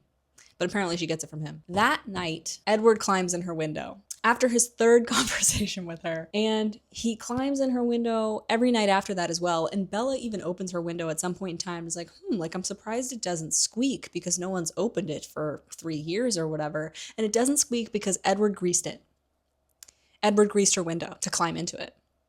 Yeah. The next morning, she gets to school and she drops her keys in a puddle and flash of white hands alerts her to his presence. How do you do that? It's not my fault if you're exceptionally unobservant, Bella. Gaslighting. She can't look at him when she's talking, otherwise her thoughts just become too incoherent. He's that beautiful. And you know, I think she's afraid of him. I gotta tell you, the way she describes what happens to her thoughts when she's talking to Edward sounds a lot like a trauma response. Why the traffic jam last night? I thought you were supposed to be pretending I don't exist, not irritating me to death. That was for Tyler's sake, not mine. I had to let him shoot his shot. She's like, you dick. But she doesn't say dick. She doesn't say anything because Stephanie Meyer is Mormon. She just says, you. She can't think of a word bad enough. So you are trying to irritate me to death. Since the van didn't do the job, all traces of humor disappear on his face. Bella, you are utterly absurd. Bella's palms are tingling. She wants to hit something and she's surprised with herself because she's usually a nonviolent person. She just turns around and walks away and he follows her. I'm sorry, that was rude. I'm not saying it isn't true, but it was rude to say. Why won't you leave me alone? I wanted to ask you something, but you sidetracked me. Do you have multiple personality disorder? You're doing it again. What do you want? I was wondering if a week from Saturday, you know, the day of the school dance. Are you trying to be funny? Will you please allow me to finish? He asks if she wants a ride to Seattle that day. And she's like, with who? Myself, obviously. I was planning to go anyway, and I'm not sure if your truck can make it. One thing about Edward is he's gonna be like, your car is a piece of shit. Any chance he gets, he's gonna be like, I hate your car. She defends her car, and he's like, yeah, but can your truck make it on 1 tank of gas? And she's like, not sure why it's any of your business. The wasting of finite resources is everyone's business. Honestly, Edward, she feels a thrill to say his name. I thought you didn't want to be my friend. I said it would be better if we're friends. Not that I didn't want to be. And if we didn't have Edward's perspective, I sure would say this is manipulative as hell, actually. She's like, right. It would be more prudent of you not to be my friend. But I'm tired of trying to stay away from you, Bella. She can't remember how to breathe. Will you go with me to Seattle? She can't speak, so she's just like, but you should stay away from me. I'll see you in class. He like runs away. I can't wait till we get to Edward's perspective. You're gonna see. He really is panicking. That's why I'm saying it's not necessarily manipulative because he has no intention to manipulate. He's just that bad at human interaction. Bella wanders to class in a daze. She doesn't even realize she's late and she gets reprimanded. Bella is terrified all day, anxious to get to the cafeteria to see if his face has returned to the impassive mask that he's been wearing for the last 6 weeks. But he's not at the table. Only 4 Cullens sit there. Bella is so heartbroken that she just gets a lemonade and walks to the table with her friends. She's like, oh, I'm not gonna eat today. She's like, I can't believe this. He disappeared after he was nice to me. Again, Edward Cullen is staring at you. Bella like looks up and she finds him. He's sitting alone today and beckoning for Bella to join him. Does he mean you? Bella decides not to take offense and is like, he probably just needs help with biology homework or something. She like takes her stuff and she goes and she sits at his table. Another favorite scene. This is my favorite scene. She sits down and he doesn't say anything and she's like, well, this is different. Well, I decided as long as I'm going to hell, I might as well do it thoroughly. A few seconds tick by and she's like, you know, I have no idea what that means. And he's like, I know you don't know. That's why I said it. Your friends are angry with me for stealing you. They'll survive. I may not give you back though. She gulps. You look worried. And it's like, Edward, when we get his perspective, like I said, he is floundering. The Cullens think they've really nailed this human thing, and there's a lot of evidence to suggest that they're lacking just a ton of self-awareness. But Edward can usually read people's minds, and he can't read Bella's. So he's just a total fish out of water when it comes to interaction with her. Like, he is really, really floundering. She's like, so what brought this on? You acknowledging me and pulling me away from my established routine. He says he's given up trying to be good. He's just gonna let the chips fall where they may. And he says he always says too much when she's around. And she's like, don't worry, I don't understand any of this. None of this makes any sense. She's like, okay, well then we'll be friends. He's like, friends. He's like, all right, maybe not. I'm just not a good friend for you. She's like, you keep saying that. He's like, I'm waiting for you to hear it. If you're smart, you'll avoid me. I think you've made your opinion on the subject of my intellect quite clear as well. He's like, sorry. He doesn't think she's dumb, but he does tend to tell her she's dumb. Eventually, he asks what she's thinking, and she says she's trying to figure out what he is. I wish he wouldn't try. She's thinking Bruce Wayne and Peter Parker. She won't tell him, though, and he says that that's really frustrating, that she's not sharing what she's thinking. And she's like, no, why would that be frustrating? For a person to make all these cryptic little remarks, and all the while doing outrageous things one day, from saving your life to completely ignoring you the next. Why would that? I can't imagine why that would be frustrating. What? He's like, you've got a temper, don't you? I don't like double standards. Your boyfriend thinks I'm being unpleasant to you. I don't know who you're talking about, and I'm sure you're wrong. Anyway, no, I told you, I'm good at reading people. She says, can I just ask you one favor? He's like, it depends what it is. Can you just tell me next time before you decide to start ignoring me for my own good? Or just a forewarning. He's like, yeah, that sounds fair, but he doesn't. And in return, he says, I'd like you to tell me one of your theories about what you think I am. He like breathes in her face. His breath smells really good. And he looks in her eyes really deeply. And he does this dazzling thing that makes it impossible not to tell him the truth or give him what he wants. She fesses up to radioactive spiders. And he's like, that's not very creative. He says he wishes she wouldn't try to figure him out. What if he's not the superhero? What if he's the bad guy? And she's like, oh, wait. That's what he's been trying to tell me. She's like, you're dangerous? He's like, but not bad, she says. I don't think you're bad. You're wrong. Bella looks around and realizes that the cafeteria is mostly empty and that they're going to be late. He stays put though, spinning the cap of her lemonade bottle. He says he's not going to class. Ditching is healthy every now and then. She's like, well, I'm going. And she like gets up and runs. In biology today, they're blood typing, pricking their fingers to find out their blood type. Mr. Banner uses Mike, his finger, as a demonstration, and Bella truly becomes woozy. She has extreme problems with blood. I already know my blood type, Mr. Banner. She's walked to the nurse by Mike. Once outside in the cool air, where she can no longer smell the blood, she begs Mike to let her sit on the curb for just a second. She's green, working very hard not to vomit. Bella? Edward calls from a distance, and she's like, no, lest someone see her vulnerable. What's wrong? Is she hurt? Bella squeezes her eyes shut and hopes to die, or at the very least, not throw up. I think she fainted. I don't know what happened. She didn't even stick her finger. Bella, can you hear me? She's like, no. Go away. Edward scoops her up off the sidewalk, and Bella's weight is mentioned, and it's so problematic that it actually caused a lot of problems in the minds of many girls and women, myself included. I assumed that that was what a person who is 5'4", I am 5'4", was supposed to weigh, and it's just such a ridiculous number. I think it has more to do with Stephanie's own ideas about thinness, skinniness, and weight than it does with what a person should weigh. And Bella like never eats. She doesn't really enjoy eating. But not me. I love eating. Eating is the best part of being alive. It's so easy for Edward to carry Bella. Put me down. You look awful, says Edward, smiling down at her. Hey, Mike calls from like paces away. Edward thinks it's pretty funny that she faints at the sight of blood. Not even her own. He carries her into the nurse's office and sets her on the bed. The nurse tries to dismiss Edward because he laughs at Bella, but he says with such authority that he's supposed to stay with her that the nurse, relents. When they're alone, Edward's like, I thought Newton was dragging your dead body off to bury you in the woods. And he did think that. Edward is a panicker. Honestly, I've seen corpses with better color. How did you see me? I thought you were ditching. Edward says he was just listening to music in his car. And she's like, oh, that's so normal. Bella is much better now. And another one of the kids from biology is heading into the nurse, except their finger is pricked. So Edward's like, Bella, go. And she goes. When they're in the front office, Edward's like, you listen to me. And she's like, yeah, I could smell the blood. People can't smell blood. Invalidating.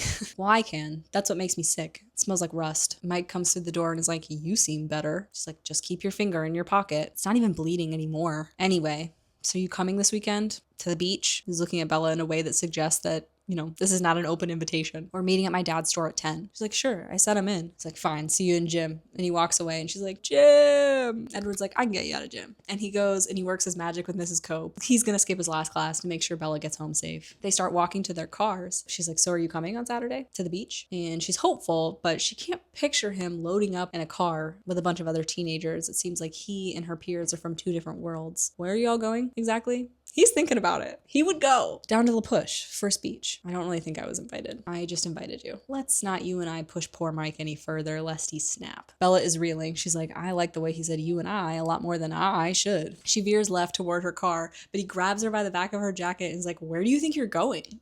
Home? Didn't you hear me promise to get you home safe? Do you think I'm gonna let you drive in your condition?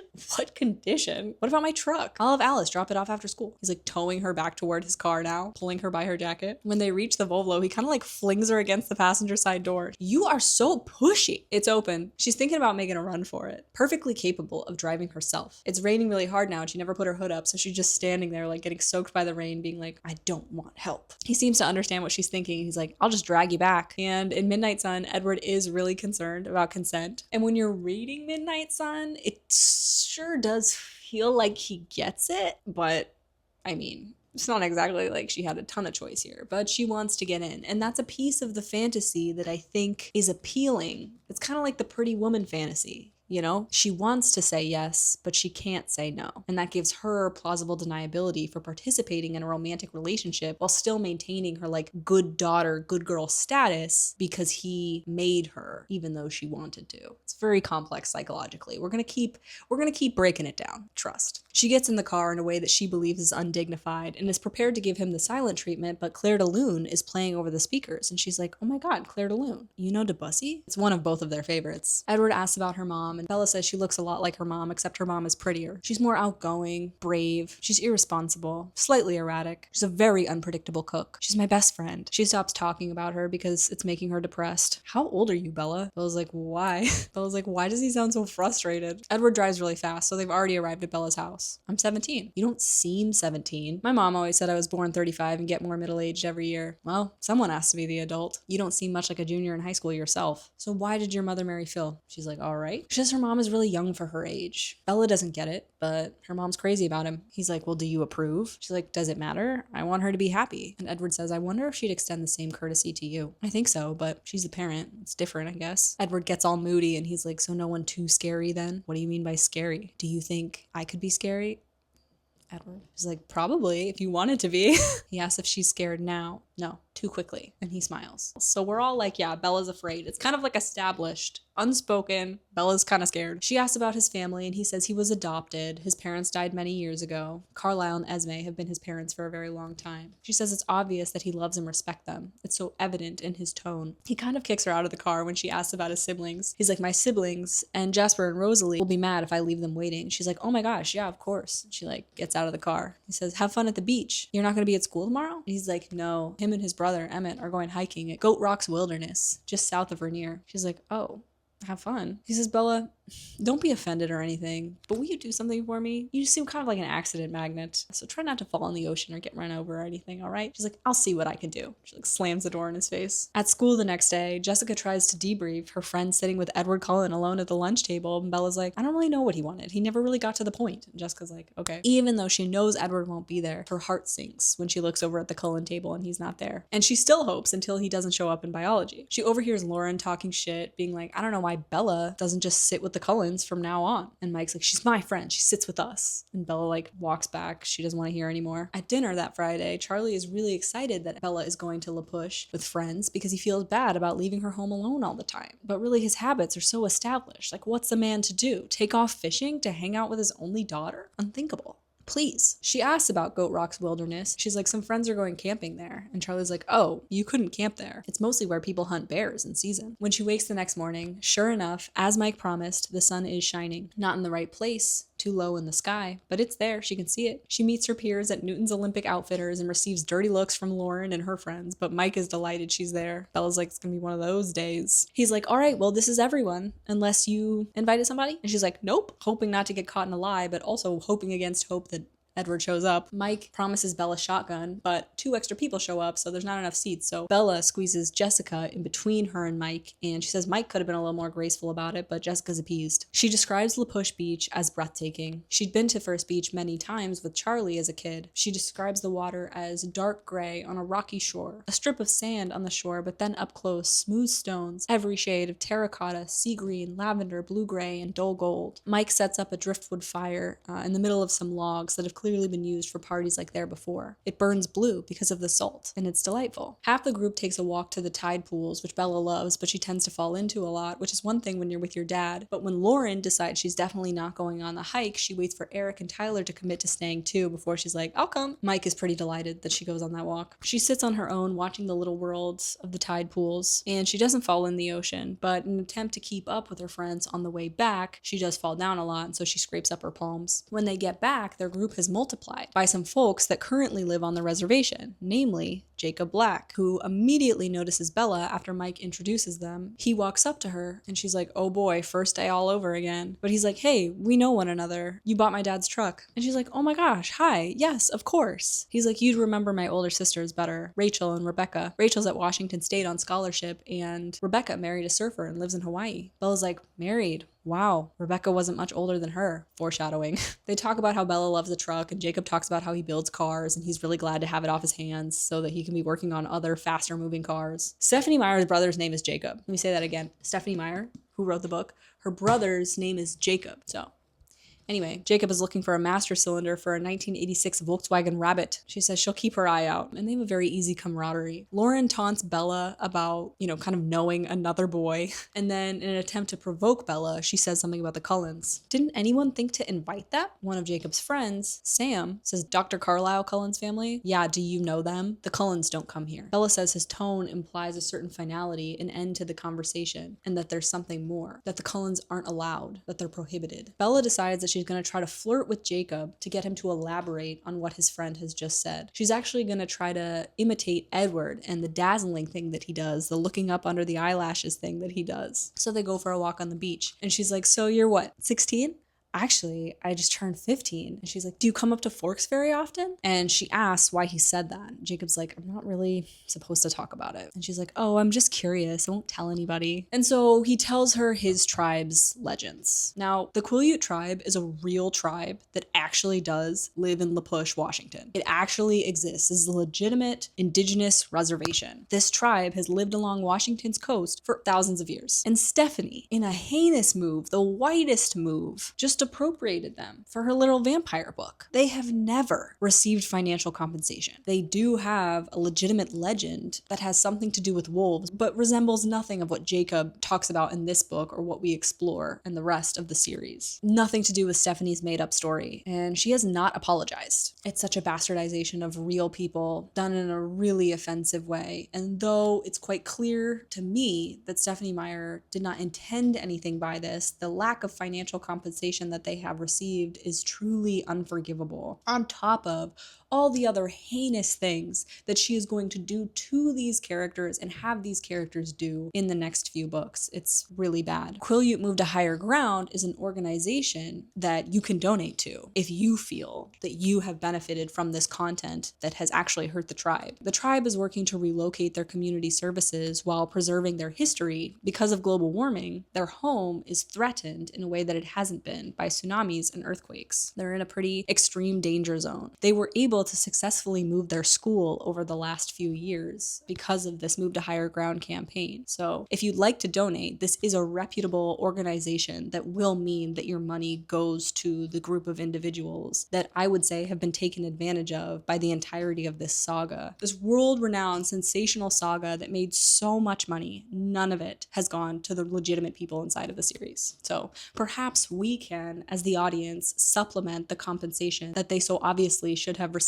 very long ago. It's also my understanding that they sort of get harassed by Twilight tourism and confused white people. So also, obviously, Taylor Lautner's casting of Jacob, there's tons of problems with this, though I love him dearly, starting with the fact that he is not indigenous. He's truly just tan. He's really a white guy. And also, Taylor Lautner was 15 years old when he was cast in this series, and they gave him this part, and it really messed him up because in the next book, Taylor Lautner is 5'8". Jacob is supposed to grow to 6'7". He's supposed to become 6'7". The director of New Moon was like, yeah, we're gonna have to give this part away unless Taylor Lautner can really bulk up in a significant way. And so Taylor Lautner developed a pretty significant eating disorder and a really complicated relationship with his body as a 15-year-old child because of his casting in this movie that he certainly should not be in. I believe that the only actually indigenous people that are in this movie are in the first Twilight movie, and they're the guys that say the Cullens don't come here when the camera's on the floor, when the angle is horrendous, and they are recast in the next book or in the next movie. Anyway, so huge mess ups all around. But Taylor Lautner's all right now, it seems. He seems to live a very happy life with a wife that's also named Taylor, and she like is a normal person that like watched Twilight growing up, and now she's married to Jacob, and I listen to their podcast sometimes. They seem in love. I'm happy for him. Jacob tells Bella that the Quileutes, among other legends, are meant to be descendants of wolves. He's working tension into his voice, and it's pretty clear that he doesn't believe what he's saying to her. He doesn't believe his tribe's legends. According to legend, Jacob's great-grandfather knew of and met the Cold Ones, the natural enemy of the wolf. Wolves that turn into men. Werewolves, as white people know them. This particular pack of Cold Ones came into their territory, and when confronted, they insisted that they were different, more civilized, didn't hunt humans in the way that their counterparts do. And so, Jacob's great-grandfather and these Cold Ones made a treaty. The Cold Ones would stay off their land in exchange for Quileute silence. So Jacob has just broken the centuries-old tribal treaty, and Bella says, I'll take it to my grave. But she doesn't. Bella's like, so what? The tribe thinks that Cullens are like the Cold Ones? No.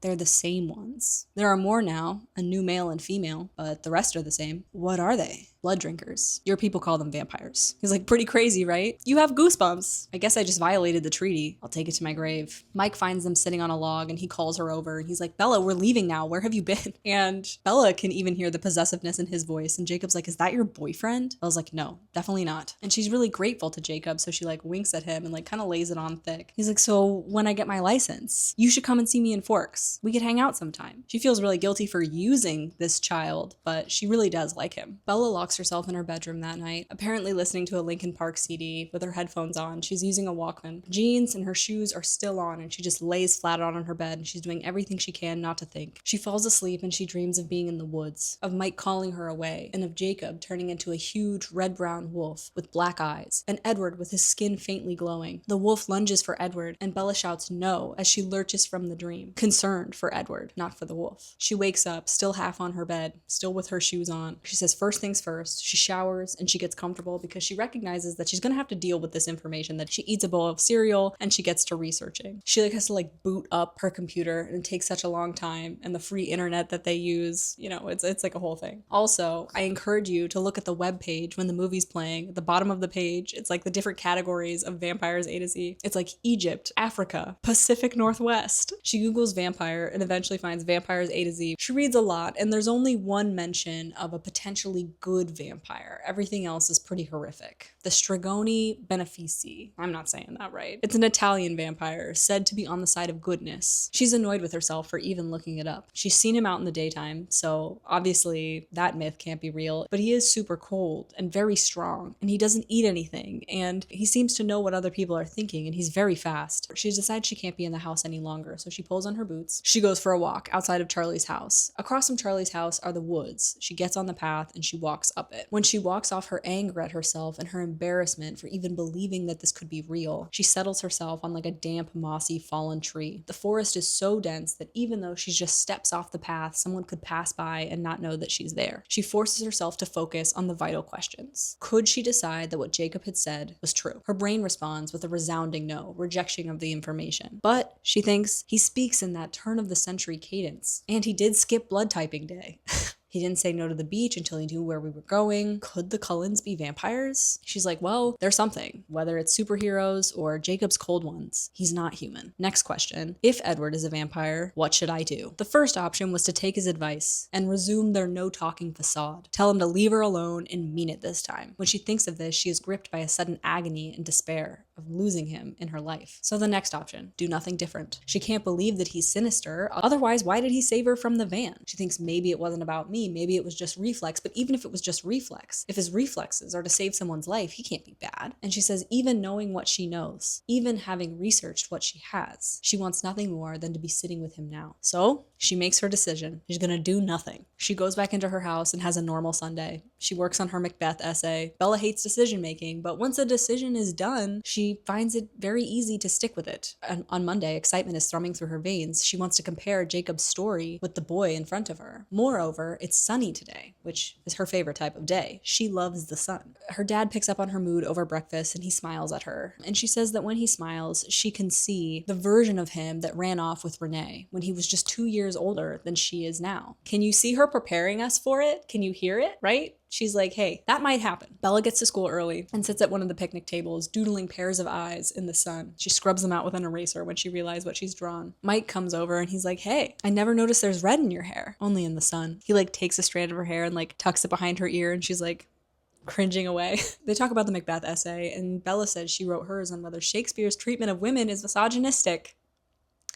And Mike can't think of a response because that was too complicated of a statement for him. Oh, shoot, I forgot about the essay. I was gonna ask you out. And she's like, oh, we could go to dinner or something and I can work on the essay another time. She says, Mike, I don't think that would be a good idea. And if you tell Jessica, I will cheerfully beat you to death, but I think that would really hurt her feelings. He's like, why? She's like, honestly, Mike, do you have eyes? Jessica likes you. He's like, she does? And then Bella runs to class. Jessica invites Bella to Port Angeles to go dress shopping, and Bella is really torn because she wants to get out of town, but Lauren is also going to be dress shopping and Lauren's not fun to be around, and she thinks, what if I have other plans this evening? So she gives Jessica a maybe. Once at lunch though, she glances at the Cullens table and it's empty. She feels a shiver of panic run through her stomach. She looks all around and has to conclude that Edward is not there. Desolation hits her with crippling strength. Bella notices though at lunch Mike holds out a chair for Jessica and he's like, great, hopefully he's catching on. Bella says yes to Jessica and she goes home to mope before the plans to go to Port Angeles, but Jessica calls to cancel because Mike has asked Jessica on the date that he planned for Bella. So they put it off for tomorrow. And Bella's like, damn, now I have nothing to do. So she writes her mom some emails and then she takes her thick, worn copy of collected works of Jane Austen out to the backyard with a blanket to read in the sun. She reads Sense and Sensibility for a few chapters before she remembers that the main hero's name is Edward. And so she skips to Manfields Park and that hero's name is Edmund, and that just feels too close. So she snaps the book shut, rolls up her sleeves, and decides to just take in the sun. She wakes up to Charlie's cruiser pulling in the driveway and she runs inside, looking back as she does so. She feels edgy, almost as though someone is watching her. Someone is watching her. It's Edward. Bella rushes in and is like, sorry, Dad, dinner's gonna be late. I fell asleep. Over dinner, she shares her Port Angeles plans with her dad. Charlie knows the Weber and Stanley families. There's confusion about why she has to go dress shopping if she's not going to the dance. And she's like, Dad, I'm helping them pick dresses. He's like, Dad. The next day it's sunny again and Bella tries not to get her hopes up. She's wearing this deep blue V-neck sweater. It's a really important sweater. And she arrives at school as late as possible. She can't admit to herself that as she's circling the lot, looking for a park, she's actually looking for the Vovlo, but it's not there. It's totally the same as the day before. The hope won't be fully squashed until she's in the cafeteria. Hope rises again until biology, but he's not there. She wonders if he's ever coming back. And she's like, but we have plans Saturday. He wouldn't just disappear when we have plans, right? He'd at least call to tell me that our plans are canceled. After school, Jessica follows Bella home so that Bella can drop off her truck. Jessica, Angela, and Bella all drive out of the city, and Jessica kind of saves Angela from having to answer questions about who she likes or whatever, and so Angela and her have this camaraderie against Jessica, the nosy friend, I guess. They get to town, and it's a little confusing because initially it says that Angela and Jessica have been to Port Angeles a bunch of times, so they're not interested in doing the touristy pier and whatnot, and they go straight to the department store. But later, I'll tell you later. So they go to the department store, all the while talking about what semi-formal might mean. Jessica asks Bella about her dating history, and Bella's like, yeah, I've never been to a dance. No one's ever asked me before. People ask you here, and you say no. Well, except for Tyler, says Angela. And Bella's like, what do you mean except for Tyler? He's telling everyone that he's taking you to prom. What? Told you it wasn't true, says Angela. Bella says, do you think if I ran over him with my truck, he would stop feeling bad? We'd be even? Bella is violent. maybe, says Jessica, if that's why he's doing it. She's like, that's why Lauren hates you. Later, when choosing shoes, Bella has to like tries and fails to get up the courage to ask Angela a question about the Cullens, trying to seem like casual and nonchalant. She's really worried about how it's going to be received. But Angela is quiet and kind and seems uninterested in asking follow-up questions and or prying into anyone's business. So Bella kind of knows she's safe with her. Finally, she's like, is it normal for the Cullens to be like out of school a lot? And Angela's like, yeah, whenever the weather's good, they go backpacking and stuff. Even the doctor. They're all really outdoorsy. They finish shopping early and the girls want to go to the pier before dinner. The Bella is suddenly no longer interested in that and she wants to visit a bookstore and she wants to do it alone because she becomes very absorbed when she's surrounded by books. So they split up. Bella walks to the bookstore but decides not to go in because it looks too spiritual.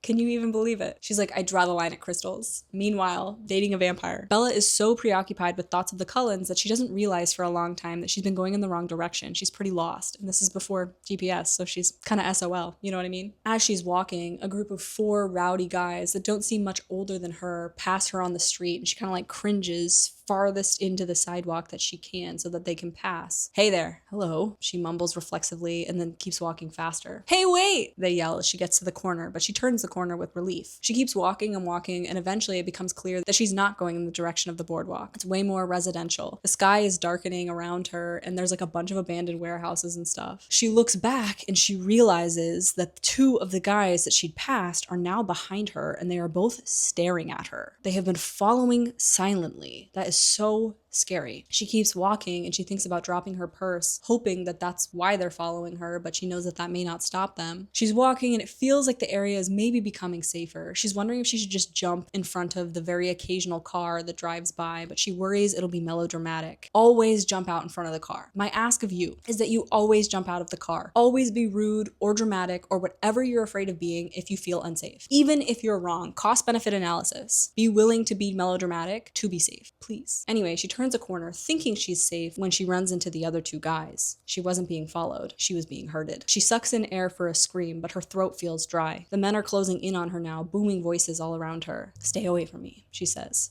No volume. She braces herself, feet apart. She's going to attempt to fight her way through these 4 men who are about to assault her. She seems to have some sort of defensive training. She's trying to remind herself, go for the groin, finger through the eye, try to hook it through the socket, pop it out. She's not going down without taking one of them with her. Suddenly, headlights fly around the corner. She throws herself toward the car. This one will have to stop. The passenger door swings open. Get in, says the furious voice of an angel. All the fear leaves her body and she's like, okay. Suddenly, security just washes over her. She jumps in the car and the car peels out. Put your seatbelt on. She's like clutching the seatbelt with both hands. His expression is murderously angry. She studies his flawless face. Are you okay? She asks him no. And after a few minutes, the car comes to a complete stop. Bella? Yes? Are you all right? She says yes. Distract me, please. Just prattle on about something unimportant until I calm down. And in Midnight Sun, Stephanie tries to absolve Edward of this prattle on comment, but I'm offended. If my partner said prattle on, like, listen, I talk a lot, but none of it is prattle, all right?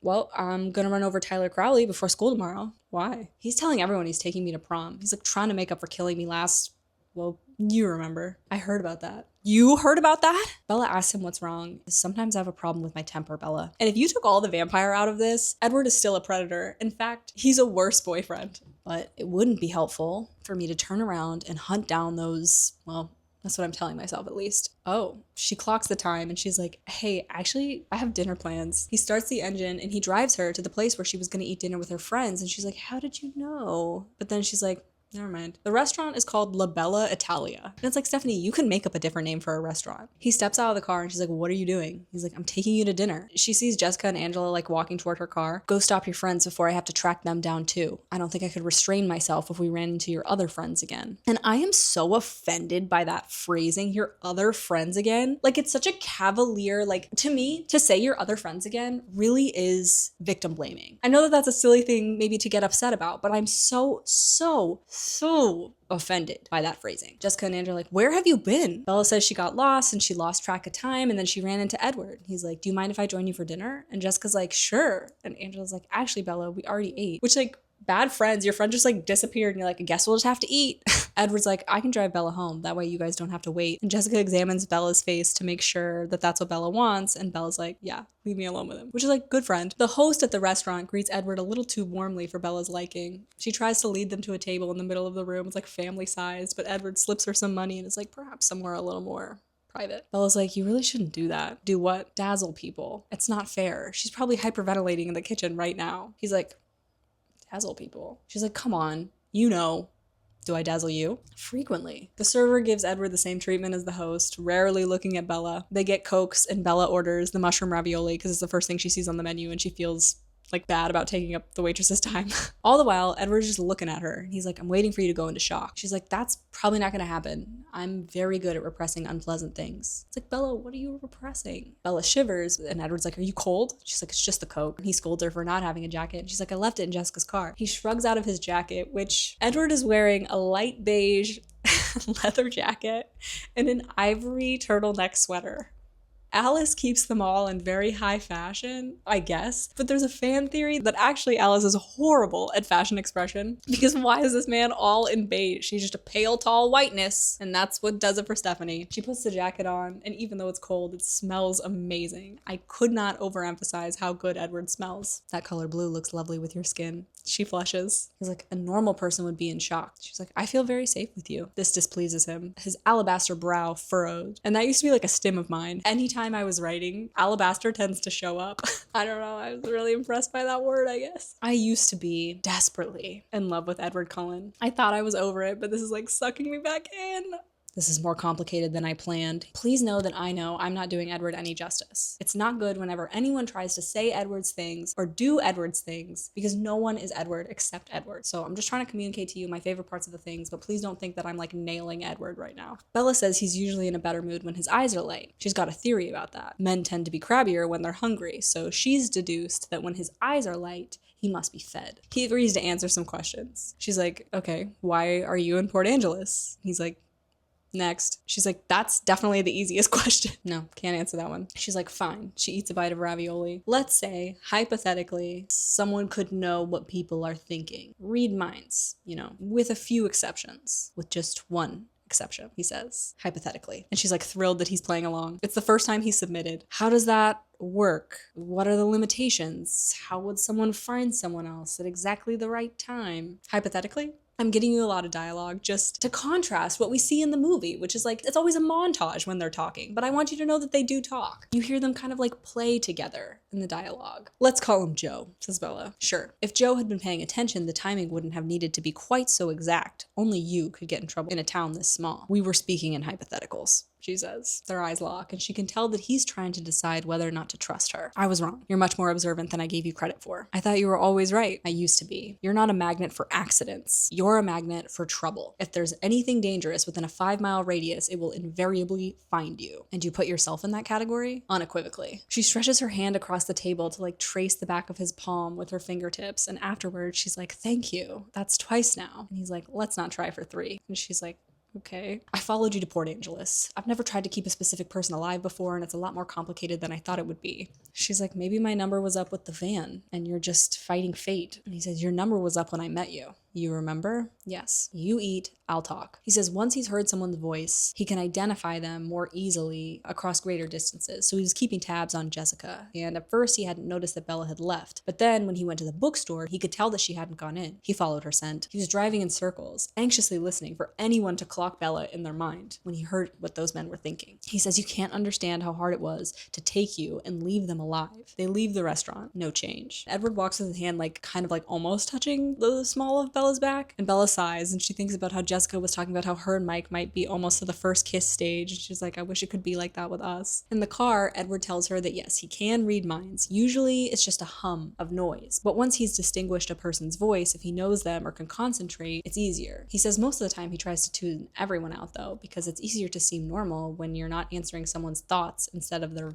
words. He theorizes that he can't hear Bella because her brain must run on like different frequency, like he only gets FM FM and she's AM. This was different times. That's a radio reference. His theory is incorrect. More on that in Breaking Dawn, but that's what he thinks. Oh my God, I knew it. I'm a freak. And he's like, I tell you, I can read minds. You think you're a freak? Bella takes everything personally. Bella freaks out when she sees the speedometer because Edward is going over 100 miles an hour. And he's like, it's kind of like a joke between the two of them forever. He likes to drive really fast. Built-in radar detector. Never gotten a ticket. He slows it down a bit to make her more comfortable though, even though he knows they're safe. He's asking her about her theories. He says it's time for you to cough up. Confess. What do you know? He wants her to disclose what she knows in exchange for all the information that he has just given her. He's like, why don't you start at the beginning? You said you didn't come up with this on your own. I actually heard it from a friend, Jacob Black. Drops his full name at the top, whose dad is a Quileute elder. Edward's like, shit. And you immediately thought of me? And she's like, no, he mentioned your family. He just thought it was silly superstition. It was my fault. I forced him to tell me. She fesses up to the flirting and he's like, and you accuse me of dazzling people. Then she did some research and none of it fit. So then she decided it didn't matter. He gets pretty upset about that. He's like, it doesn't matter if I'm not human, if I'm a monster. You're angry. I shouldn't have said anything. Like, no, I want to know what you're thinking, even if what you're thinking is insane. She's like, so I'm right? Does it matter? How old are you? 17. How long have you been 17?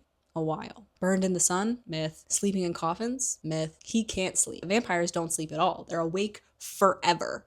That would be horrible. Why haven't you asked me the most important question? Don't you want to know if I drink blood? She's like, well, Jacob said something about that. He said you're not supposed to be dangerous because you don't hunt people. You said we weren't dangerous? He said you're not supposed to be dangerous, but they don't want you on their land just in case. Was he right? The Quileutes have a long memory. Don't let that make you complacent though. They're right to keep their distance from us. It's just not landing with Bella. It's just really not. He says we try to be good, but we make mistakes. Like right now. Being alone with you in this car. This is a mistake. He says they hunt animals because he doesn't want to be a monster, doesn't want to hurt people. And he compares their diet to that of vegetarians. Their hunger is never quite satiated without meat. Outdated idea, obvi, but it keeps them strong. Strong enough to resist temptation most of the time. But you're not hungry now, says Bella. She can tell because of his eyes. He says he was hunting this weekend with Emmett. He doesn't like to leave her. It makes him anxious. But it's easier when he's not thirsty. He says it was a long 3 days. And she's like, 3 days? Why aren't you at school then? He says, oh, well, you asked about the sunlight. We can go out in it. It doesn't hurt us, but it would out us. I'll show you sometime. She's like, you could have called. And he's like, why would I have called? I knew you were safe. And she's like, I didn't know you were safe. Being away from you makes me anxious too. And he's like, this is wrong. Because anytime Bella confesses any sort of affection or feeling for Edward, he shoots it down because he's pretty upset with himself that Bella has these feelings for him. Bella feels rejection. He's like, Bella, please grasp the danger of the situation. And she says, it doesn't matter. It's too late. His voice whips out and he's like, never say that. He's triggered for Alice reasons that we'll discuss in Midnight Sun. She starts crying and she tries to hide it, obviously. And Edward's like, are you crying? He reaches toward her hesitantly, but then he pulls his hand back because he's like so grossed out by his coldness.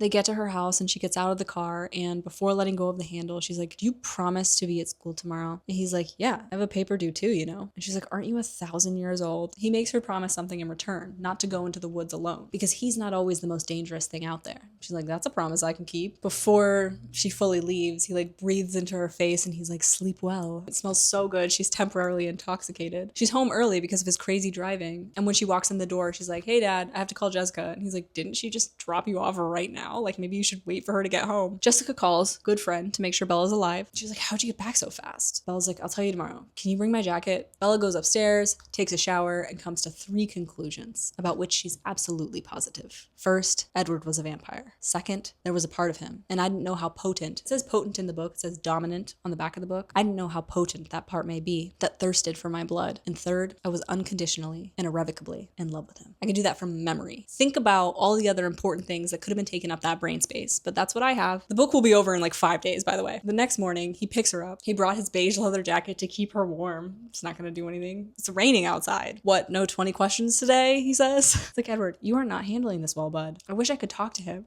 Do my questions bother you? She says. Not as much as your reactions do. You take everything so coolly. Makes me wonder what you're really thinking. I always tell you what I'm really thinking. You edit. You don't want to hear it. As soon as the words are out, she regrets them and wonders if she ruined his mood red flag. And she's like, wait, where's your family? And he's like, oh, they took Rosalie's car, which they park next to. She drives a glossy red convertible. She's like, why do you take this if you have that? He's like, we try to blend in. She's like, well, why do you have that if you're trying to blend in? He's like, well, because we all like to drive fast. It's an indulgence. And she's like, you don't succeed in blending in, by the way. Under the roof of the cafeteria, Jessica is waiting with Bella's jacket over her arm. Good morning, Jessica, says Edward. And Bella says it's not his fault his voice is so irresistible. What his eyes are capable of. Jessica's like, I'll see you in Trig. And she like runs off. And Bella's like, what am I gonna say to her? And Edward's like, what are you gonna say to her? I thought you couldn't read my mind. I can't, but I can read hers, and she's gonna drill you. She wants to know if we're secretly dating and how you feel about me. Bella's like, yikes, what should I say? Tell her yes to the first, if you don't mind. It's probably easier than any other explanation. And he like winds a lock of hair back into the little bun at the nape of her neck. Her heart's just like flying. She's like,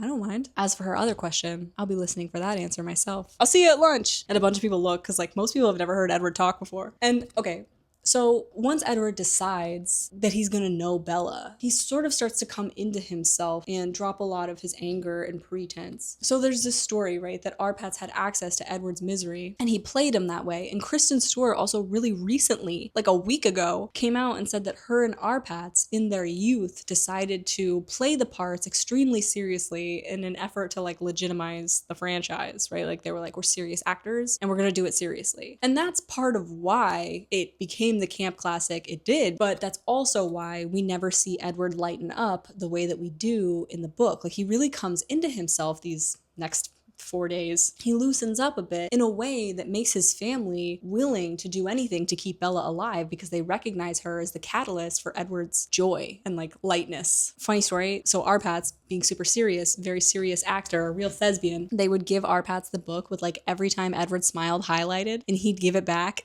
with every time Edward frowned highlighted. And one day his agent came to set. His agent was like, hey, if you don't start doing something different today, you will be fired today. And Robert was like, okay. And I like guess he shaped up, but those parts didn't make it in the movie, I guess. In English, Mike asked how dress shopping went, and he asked if Jessica said anything about their date, and Bella's like, yeah, she had a really good time. Bella sits down in Trig, and Jessica's immediately like, tell me everything. Bella says he bought her dinner and drove her home. He drives like a maniac. It's terrifying. She hopes he heard that. He picked her up today, and they're going out again Saturday. Wow. Edward Cullen. Bella's like, I know. Wait, has he kissed you? No, I don't think it's like that. Do you think Saturday? I really doubt it. They have to start whispering because Mr. Varner has like called the class to attention. Well, what did you talk about? The English essay? Jessica's like, please, Bella, say any information at all. And she's like, all right, well, you should have seen the waitress flirting with him. It was really over the top. And he didn't pay her any attention. Was she pretty? Very. And probably like 19 or 20. He must like you. I was like, yeah, I think so. But he's very cryptic. And she says that she threw that in there for his benefit. I've obviously read this book at various stages in my life, and the first time I thought it was Bella like protecting Edward. The conclusion I came to was it's obviously bad to like Bella, and that's why he's being so weird about it. So she's saying to Jessica that he probably doesn't actually like her to try to protect him. But now that I think about it, my interpretation is that she says she threw that in there so he would know that she's not sold on the fact that he likes her and that he should maybe be more explicit about it. Maybe be a little more direct. Jessica's like, I don't even know how you talk to him. He's so intimidating. I do have incoherency problems when I'm around him. Well, he is unbelievably gorgeous, says Jessica. And she shrugs as if that excuses any flaws in her book, which is just something that Bella's making up. And she's like, yeah, but there's a lot more to him than that. Already defensive, despite the fact that Bella knows very little about him and is obsessed with his face and his voice and his smell. And so you like him. I was like, how much do you like him?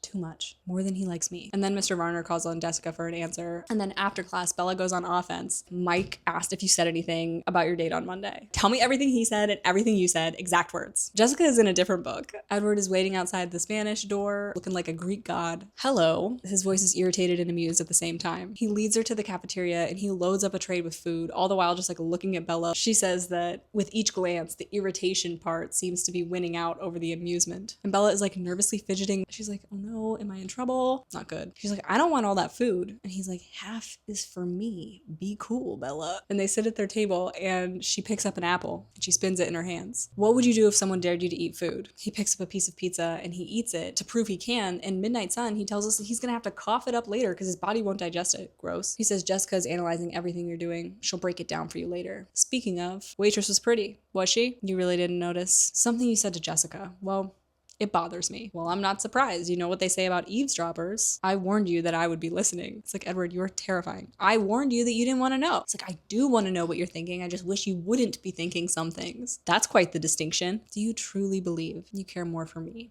than I do for you? They have to pause their convo because he's like dazzling her and she can't breathe. She's like, it's not your fault. You can't help it. She's like, yes, I really think that. You're wrong. Her heart is throbbing at the words. She's just wishing against hope that they could be true. Like, why do you think that? She's like, well, besides the obvious, most of the time, it sounds like you're trying to say goodbye when you're saying something else. And he's like astonished that she's put these pieces together despite the fact that everything he's ever said to her is like, bye. What do you mean the obvious? She's like, well, look at me. Ordinary. Except for all the bad stuff like the near-death experiences and falling over all the time. And look at you. Like, you don't see yourself clearly. You're dead on about the bad stuff, but you didn't hear what every male in the school was thinking on your first day. I'm wondering if Edward is including teachers in that. A lot of this reads to me, actually, if you take out the vampirism, sort of as a grooming story. Like, it almost feels like the vampirism is a shield for telling what feels like it could be a real story between a teacher and a student. The legality of the relationship, making it forbidden. Him being older, so many car conversations, a lot of the dialogue just feels that way. A look comes into his eye because he's like thinking about how hot she is and it embarrasses her. Trust me, you are not ordinary.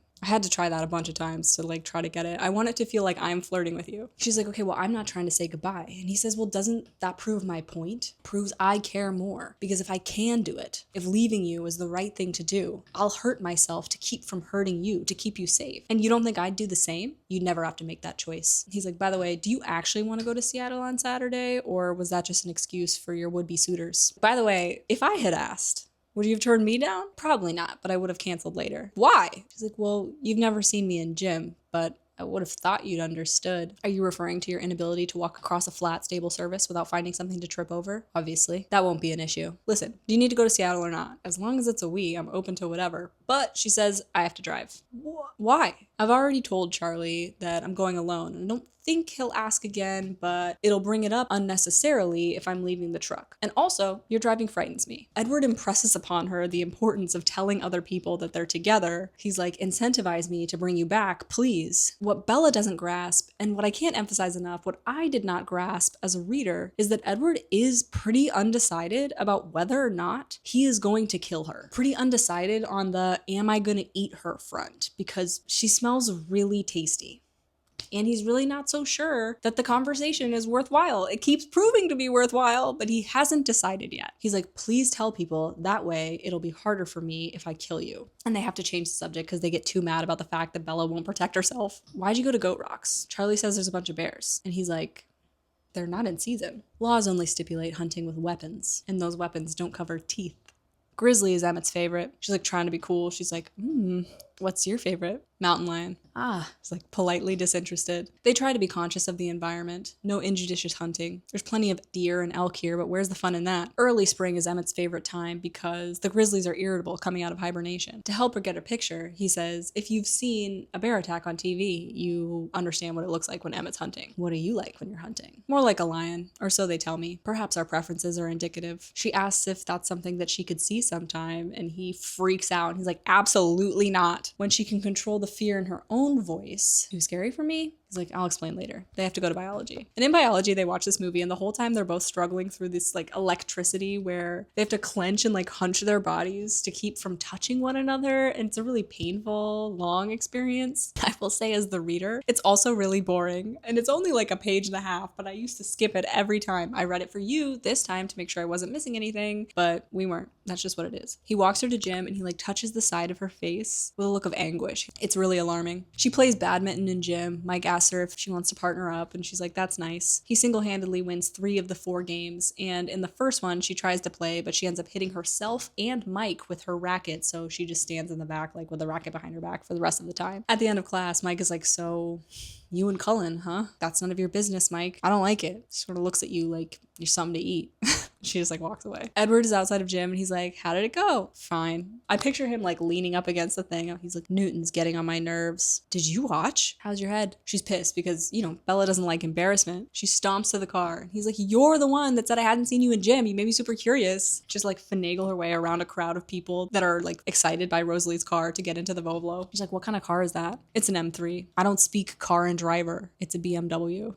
She's like, I've heard of that one. He's like, are you still mad? She's like, yeah, will you forgive me if I apologize? Which, what a question, Edward. Why don't you give it a gander? See what happens. You can't ask somebody that. She's like, if you mean it and you promise not to do it again. What if I mean it and I let you drive on Saturday? She's like, deal. And I'm very sorry I upset you. The prolonged eye contact just has Bella's heart like...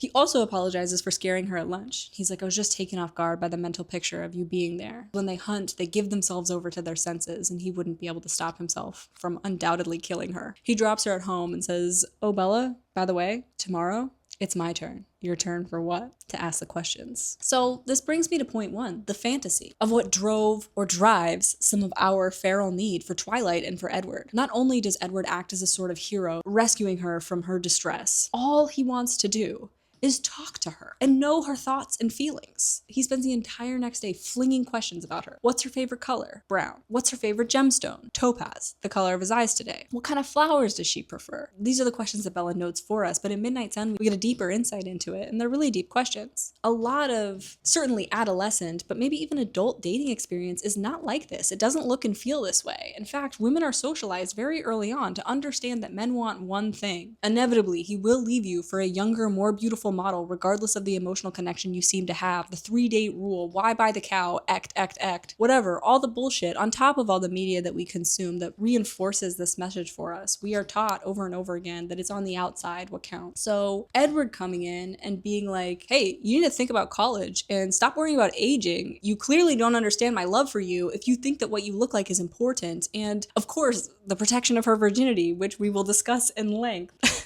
When it becomes relevant. It's unfortunate, but this is this outstanding fantasy of a beautiful man interested in a woman exclusively for her mind and willing to put anything on the line for her safety and her comfort. And for the most part, he's worthy of that responsibility and he handles it. Maybe I can't say that. Anyway, they have the horrible TV situation in biology, and again, once more, he drops her at gym with the touches her face with the anguished expression. After school, the questions are different. They sit in front of Charlie's house for hours and hours as the sky darkens around them, and she just talks about the smell of home and the beauty of the desert and what her room looks like. Eventually, she stops talking and he doesn't ask another question, and she's like, are you done? No. But Charlie's almost home. It's twilight, the safest time of day for us. The easiest time, but also the saddest in a way. The end of another day. The return of night. Darkness is so predictable, don't you think? And she says no.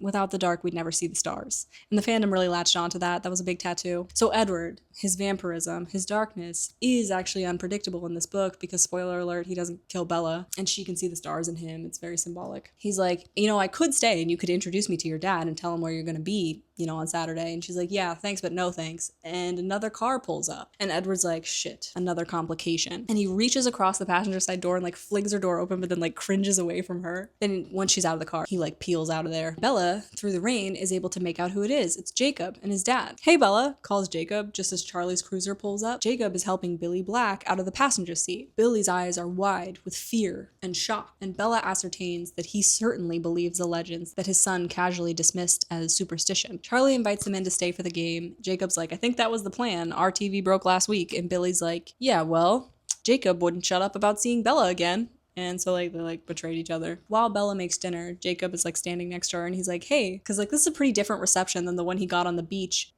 4 days ago. All of a sudden she won't make eye contact with him. He's like, hey, is something wrong with the truck? No. He's like, oh, I wondered since you weren't driving it. Nice ride. I didn't recognize the driver though. She's like, My dad seemed to recognize him from somewhere. Jacob, could you hand me the plates? So who was it? It was Edward Cullen. Jacob laughs and he's like, that explains the weird vibes then. And Bella's like, right, he doesn't like the Cullens. It was 4 days ago. By the way, do you think he's gonna say anything to your dad?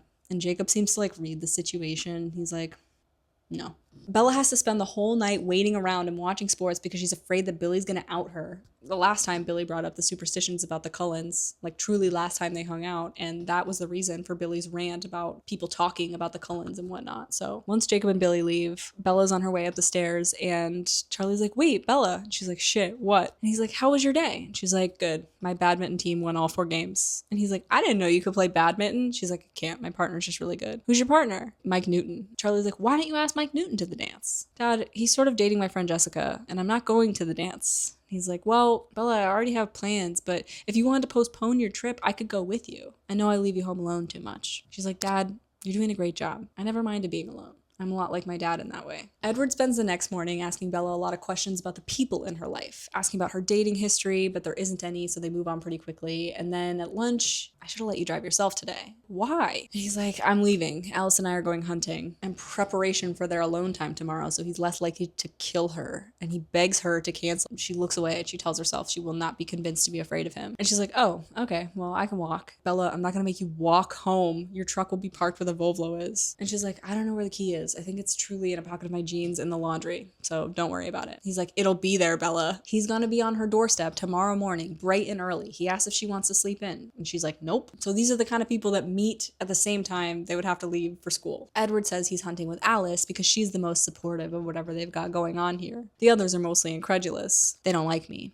says Bella. They don't understand why I can't leave you alone. You fascinate me. I have good insight into people, and usually they're predictable, but I never know what you're gonna do next. And Bella's like, damn, because she's in love with this man, and that's not really what he just expressed for her. There's more. I just can't put it into words. Get you an articulate man. Bella at that moment catches Rosalie's eye, but Rosalie is glaring at her and won't release her from her gaze. Edward has to reprimand her from under his breath across the room. I'm sorry about that. She's just worried. You see, it's dangerous for more than just me after we've spent so much time together publicly if this ends badly. He looks so sad when he says it that she yearns to comfort him about what might happen to him and how he might feel about murdering her. Alice arrives at the table and introduces herself to Bella, and the two of them are off after Edward touches Bella's face again. Tomorrow would be pivotal, Bella knows. Edward does too. So she's decided. She's going. And if he kills her, well, then she's died for love. This girl is certainly passively suicidal, I'm serious. That will be more obvious as the series progresses. Throughout the rest of the day, she tells people that she's not going to the dance, and she tells Jessica that Edward bailed on their Seattle date. And she says that Jessica's really more bummed than is necessary for a third party. It's like, Bella, that's your friend expressing empathy for you.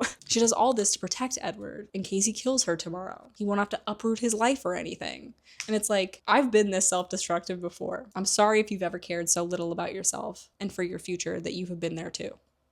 Bella doesn't think about the future. She doesn't conceptualize life. She briefly thinks about going to college in Hawaii, but she's not thinking about what life in college would be like. And she thinks that she might be a professor one day, but she's not really interested in the future or living her life, which neither are the Cullens. So she tells people that Edward's going away for the weekend, so he'll have an alibi. He's gonna be really mad when he finds out about that. Mike is like, are you sure you don't want to come to the dance with us? And she's like, no, Mike. And he's eventually like, fine, I was just asking. But she had to tell him no 4 times. The school ends and she fully expects to have to walk home. But sure enough, her truck is there with a piece of white paper folded on the seat that says be safe. That night at dinner, she tells Charlie that she's not going to go to Seattle after all. And he's like, are you going to go to the dance? And she's like, no, Dad. Didn't anyone ask you? And she feels bad for him for having a teenage daughter because he must be fearful that his daughter will find love, but also fearful that she won't. And that really messed me up as an 11-year-old. I was like, how can I make my dad not feel pain? God, I hate patriarchy. She does laundry that night, takes a shower, and manically blow dries her hair straight, which brings me to another point about the movie. Kristen Stewart was 17 at the time of filming, so she couldn't be on set as many hours as everybody else in the movie, so they gave her a hair piece to save time. But mostly, this is her real hair that they were blowing out every morning, and it looks so beautiful, and I would say too beautiful. It's kind of out of character. Bella never does her hair, except for this night. She's not putting a ton of effort into her appearance. Then she takes cold medicine to knock herself out to make sure she can sleep and she's not woozy tomorrow. And she has to do progressive muscle relaxation to fall asleep. The next morning, there's a knock at the door and there he is. A lot of her nerves disappear. He looks at her outfit and chuckles and she looks down to make sure she didn't forget to put on pants. But the reason he's laughing is because they're wearing the same outfit. They're both wearing blue jeans, a sleeveless collared shirt, and a tan sweater. My mind protected me from so much of this. She despairs because he looks like a model and she looks normal. They get in the car and Edward's like, put your seatbelt on. I'm already nervous. And she's like, where are we going? He's giving her directions to a trail and she's like, we're hiking? Which is a big bummer. Not a fun activity. He's like, just 5 miles. Just 5 miles? Anyway, she tells him that she told Charlie he canceled. And he's like, okay, but Jessica knows we're together. And she's like, no, I told her it was canceled too. And he's like, so no one knows we're together? I assume you told Alice? That's very helpful, Bella. He's like, why would you do that? And she's like, well, I didn't want to cause trouble for you. By dying? They get out of the car and Bella takes off her sweater to reveal that she is wearing a sleeveless,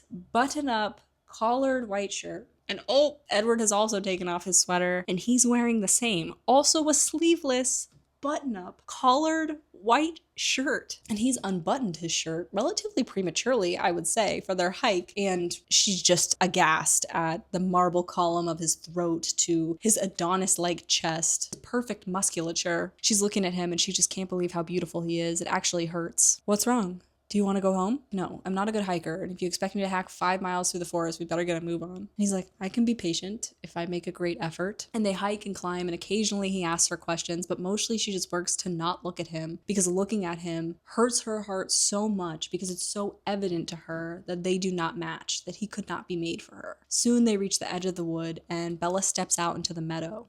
The meadow. It's gorgeous and filled with wildflowers and a burbling stream. Buttery sunshine illuminates the whole place. She turns, wanting to share the moment with him, but he's still behind in the trees. She takes a step toward him and beckons him to come into the sunshine. She takes another step and he's like, stop right there. And then he steps out into the midday sun. She can't get used to it. Edward in the sunlight looks like a sort of prism of sorts. Tiny diamonds embedded in his skin, glittering like crystal. Don't even talk to me about the movie scene. I get the symbolism of in them like looking dead because ultimately Bella has chosen death in effort to be with him. But in the movie, that's not a meadow. That's a field. And it was embarrassing. At the time, it really was. Don't I scare you? She's like, no more than usual. The barrier is broken between the two of them, and with permission, she takes his hand and is tracing patterns on the back of it. This is really their first hangout. Tell me what you're thinking. She says she's wishing she could believe he's real and that she wasn't afraid. I don't want you to be afraid. It's a pretty big admission for him. But she says she hears what he can't truthfully say, that there's nothing to fear. She's like, well, that fear is certainly something to think about, but that's not it. And he sits up really fast, and all of a sudden he's like in her face. He's like, what are you afraid of then? And he smells so good that she takes this big breath and leans toward him, and suddenly he is gone. Her mouth is like watering. His hand is ripped from hers. All of a sudden he's 20 feet away. I'm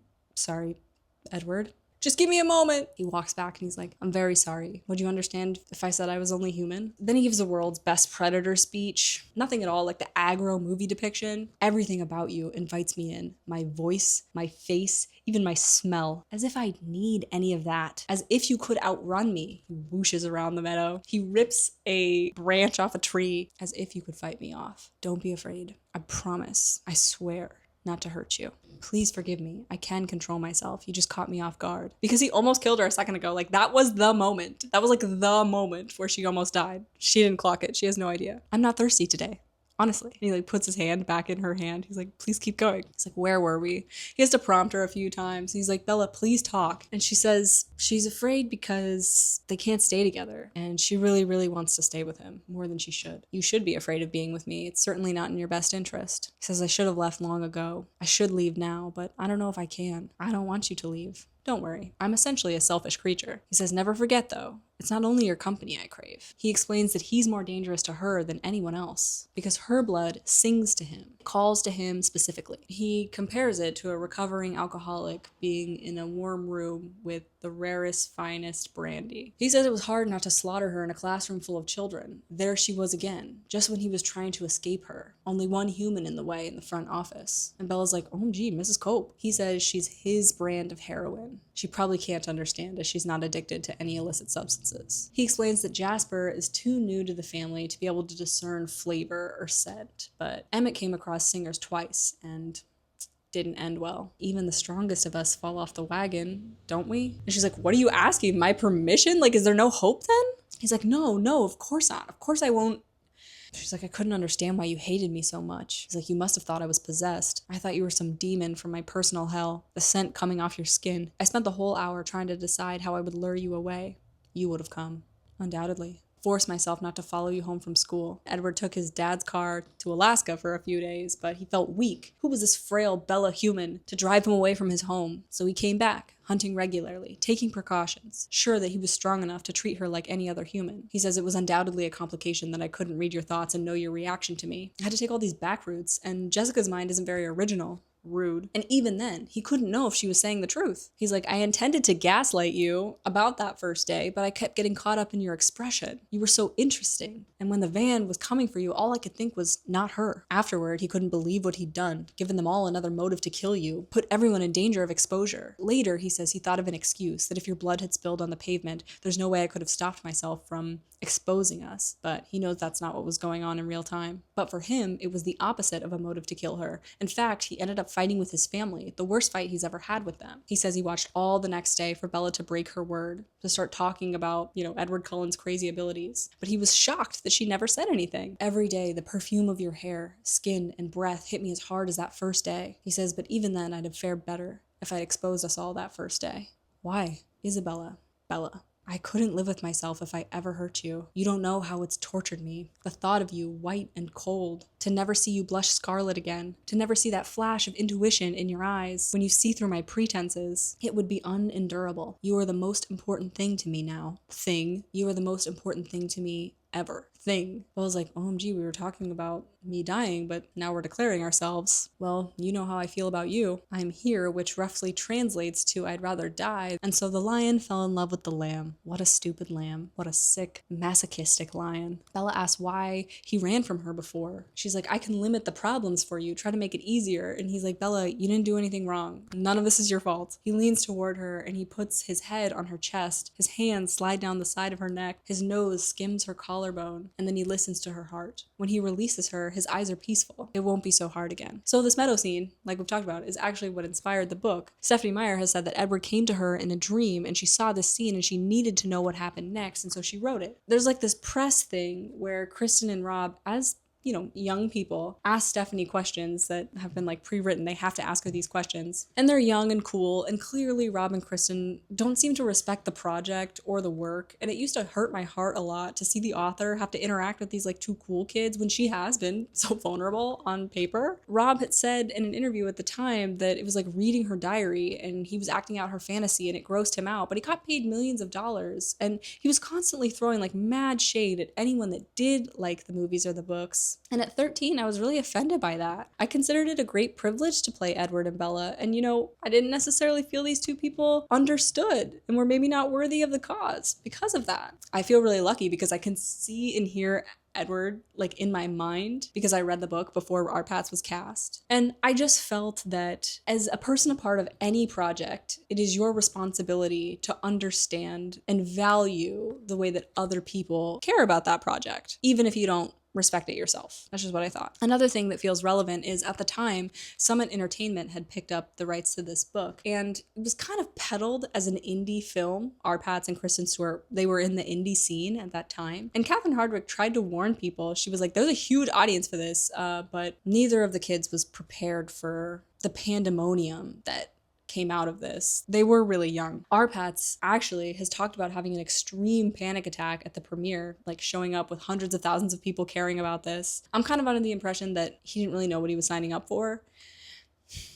Two things can be true at once, I think. Bella tells Edward not to move and sort of imitates what he has just done to her. She touches every part of his face, and he says he wishes she could understand the complexities of what he's feeling. He says, of course, there is the deplorable thirst, but there are other hungers. And she's like, I actually might get that. And he apologizes, and he says he doesn't know how to be close to her. She leans her cheek against his chest and says, this is enough. He puts his arm around her and like presses his face into her hair. And on the way down, he decides that he's going to show her his way of navigating the forest, which is running. And so he like hikes Bella on his back. Like, come on, climb on.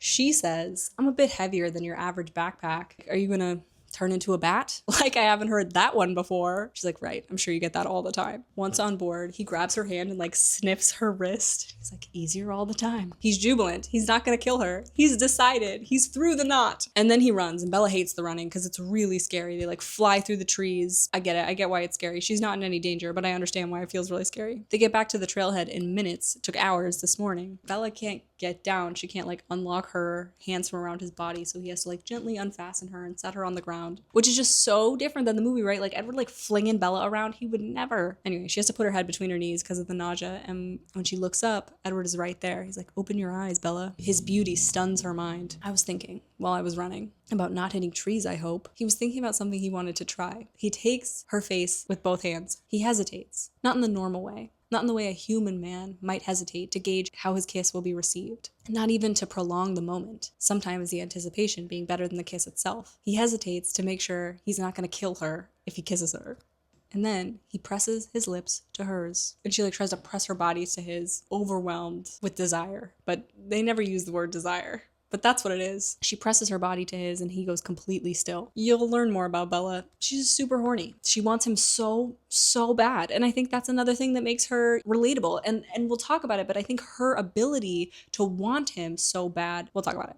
He certainly doesn't call her a slut for wanting him so bad. Anyway, we're going to talk about all of it. Also, the kiss in the movie, not my Edward. Bella's in her underwear, and here's something for you. Edward's saliva is venomous. So until she's a vampire, they never share an open mouth kiss. Yeah, that's right. They never kiss with their mouths open until they're married. Something else that Catherine Hardwicke brags about is that Rob and Kristen's audition was making out in her house on her bed, and she like kept the mattress. But like Kristen was like 16 years old at the time. Anyway, Edward would never, the movie kiss, that's not what happened here. They like pressed their lips together and Bella like opened her mouth, and that was a huge problem. Anyway, when she releases him, she's like, oops. And he says, that's an understatement. She's like, what should I do? And he's like, nothing. And they just stand there really close together and he's just looking at her. And then he smiles real pleased with himself and he's like, I'm stronger than I thought, which is really different than I'm stronger than I thought. She's like, I wish I could say the same. I'm sorry. He says, you are only human. He asks her if she's still faint from the run or if it was his kissing expertise. And I think this was both of their first kiss. And so it's like so cute that he's like, I kissed you. He insists on driving. Friends don't let friends drive drunk. You're intoxicated by my mere presence. He's like impish, he's joking. I've already expended a great deal of effort trying to keep you alive today. I'm not about to let you get behind the wheel of a vehicle. And are you not affected at all by my presence? He like kisses her along her jaw. Regardless, I have better reflexes. The jaw kissing really got me as a teen. On the drive back, Edward sings along to all the 50s music that plays because he was there. He tells her that he was born in Chicago in 1901 and he was going to die of the Spanish influenza in 1918, but Carlisle was working on his ward and both his parents had already died, so after being lonely for so long, Carlisle saved Edward. Carlisle, the morally superior father, has created Edward and shaped him in his image. It is that religious, unfortunately. He explains that not every vampire has the strength to turn another, because when you bite a human, a sort of frenzy begins. Bella can tell he's deliberately not telling her about the bite part and like the mechanics of turning. He says, you don't have to be dying to become a vampire. That's just Carlisle's life philosophy. He would never do this to someone who has the choice. Apparently, Carlisle brought Rosalie home for Edward, hoping she'd be what Esme was to him,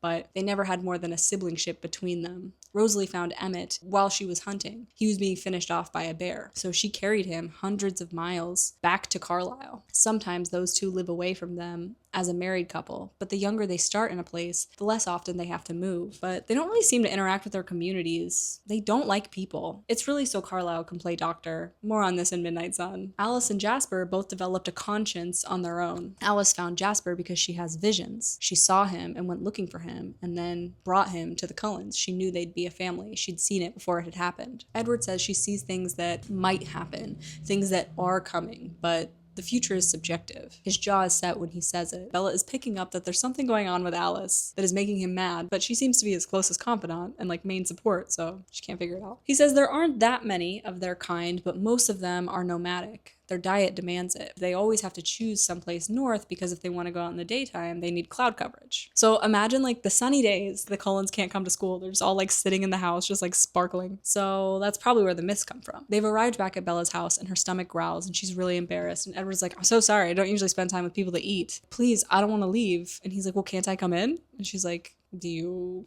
want to come in? He reaches the door ahead of her and takes the key from under the eave. Almost certain I've never used that key in front of him. And he's like, I was curious about you. You spied on me. And she knows she should feel outraged, but she feels flattered. She goes into the kitchen and she's like heating up some lasagna. How often were you spying on me? He's like, She's like, how often? I come here every night. Why? Because you're interesting when you sleep. You talk. And this makes Bella really angry, finally. Why? Because she's expressed emotional vulnerability in her sleep, and she's embarrassed that he overheard it. This man stood in the corner of the room and watched her sleep, and she's like, oh no, I told you I like you. Okay. She's heating up the square in the microwave, and he confesses that what she said was that she misses her mom. One time she said it's too green. Anything else? You said my name a lot. She freaks out and he's like, don't be self-conscious. If I could dream, it would only be of you. And like, it's happened really fast for Bella. Edward's really flipped because like 2 days ago, he was like, yeah, I might leave immediately. 3 days ago, she was like, I hope he's not gone forever. So like all of a sudden him being like, yeah, I'm obsessed with you and I'm in love with you was like kind of news to Bella, I would say. Charlie arrives home and Edward hides upstairs. Can you get me some of that? I'm bushed. So she heats up a square of lasagna for her dad and they both sit and eat with Bella just like scarfing down food and like chugging milk because her throat's like burning. Charlie chooses tonight to be observant. He's like, are you in a hurry? Nah, just really tired. It's Saturday night, right? No plans? None of the boys in town your type? I was thinking Mike Newton. You know, you said he was friendly. Dad, good night. And she like goes upstairs. She runs to the window of her room and she like flings it open. Edward. And he chuckles because he's on her bed with like his hands behind his feet like hang over the side of the bed because he's just so big. She sinks to the floor like shocked. And he's moving slowly now so as not to startle her again. And he picks her up like a toddler. That's what it says. Like sits her on the bed. Why don't you sit with me? How's the heart? You tell me, I'm sure you can hear it. She asks for a human minute and she showers and she brushes her teeth really thoroughly and speedily and then she runs downstairs to show Charlie that she's wearing like an old t-shirt and sweatpants and her hair is damp. Edward's like, what was that about? And she's like, Charlie thinks I'm sneaking out. When Edward sees her pajamas, he's like, nice. She's like, no, it looks good on you. Edward is touching her all the time now, lifting her chin, looking into her eyes, pulling her close, and Bella's like, seems easier for you now. Because she like doesn't know what to do because basically he's like, if you move unexpectedly, I'll murder you. So he really just gets to take the lead here in a way that I'm not sure is fair. His cheek is like against her chest. Does it seem that way to you? He says mind over matter. Breath trembles against her neck and she like jerks away and he's like, what? Did I do something wrong? And she's like, no, you're driving me crazy. Really? Would you like a round of applause? He explains that he didn't think he'd ever find anyone he'd feel this comfortable with, that he'd want to be this way with. For it to be so new and to find out he's good at it, it's exciting. I was like, you're good at everything. But he's not. He says it's not easier now, it's just that he couldn't trust himself before because he was still undecided, which is unforgivable. While there was still the possibility that he might be overcome, that he was still susceptible, he couldn't let himself get too close. But now he knows that he won't. He says he's trying. He's fairly certain he can leave if he has to. It'll be harder tomorrow. Any time away from her desensitizes him to her scent. She's like, well, don't leave. And thus, Edward spends his first night in her home with her knowledge, invitation, and consent. Bella observes that he seems more optimistic than usual. Isn't this what it's supposed to feel like? The glory of first love and all that. For example, he says there are many emotions that he thought he understood because of books and movies and stuff, like jealousy, but it shocked me. He recounts the day that Mike Newton asked her to the dance. She nods. She remembers it as the day that he started talking to her again. It was 2 weeks ago. Edward says, I felt a flare of resentment, almost fury. I couldn't know what you were thinking. Were you really declining his proposition for your friend's sake? It was the first time I came here. I wrestled all night with the chasm between what was right and moral and what I wanted. But I knew if I continued to ignore you, as I should, then someday you would say yes to Mike or someone like him. It made me angry. And then that first night, Bella spoke his name so clearly. At first he thought she'd woken, but then she rolled over. And the feeling that coursed through him led him to understand that he couldn't just ignore her. You can't let this go. Not if she feels the same way. But he says even now, the jealousy he felt when Charlie asked about Mike. And Bella's like, you just told me that Rosalie, the incarnation of pure beauty, was made for you. Like, please, don't talk to me about jealousy. Edward says he's walked the earth these last 90 years thinking he was complete unto himself, not finding what he was looking for because Bella wasn't born yet. And she's like, hardly seems fair. I didn't have to wait for you. And he's like, oh yeah, you just have to risk your life every waking minute of every day to be with me, leave your future and your humanity behind. She says she doesn't feel deprived of anything. Not yet. Charlie checks in on Bella, to make sure she didn't sneak out. And so Edward like whooshes away while Bella pretends to sleep. And when he comes back, he's like, you're a terrible actress. It's like, Edward, it's okay to be nice. They snuggle and they talk all the while. He's like tracing his nose on her jaw, resisting the wine while enjoying the bouquet. He says she smells amazing. Floral almost, like lavender maybe. Yeah, it's an off day when I don't get someone telling me how edible I smell. A few things are explained. One, Edward says he doesn't eat people because even though they've been dealt a certain hand, they have chosen to rise above it. Many of their kind cannot understand and are quite content with traditional vampirism. The talents a vampire has seems to have something to do with the natural inclination of the human that they were. So Edward was very attuned to people and their expressions and their thoughts. He must have had a semi-awareness of their thoughts and now it's amplified. Jasper, we'll talk about him. Oh my god. Jasper was very partial to people's moods and now that's what he does. He influences people's moods. He can make you feel anything at any time. Terrifying. Carlile brought his compassion to this life. Esme brought her passionate love. Bella is Esme 2.0. Emmett brought his strength and Rosalie her tenacity, Edward says, but really her pig-headedness.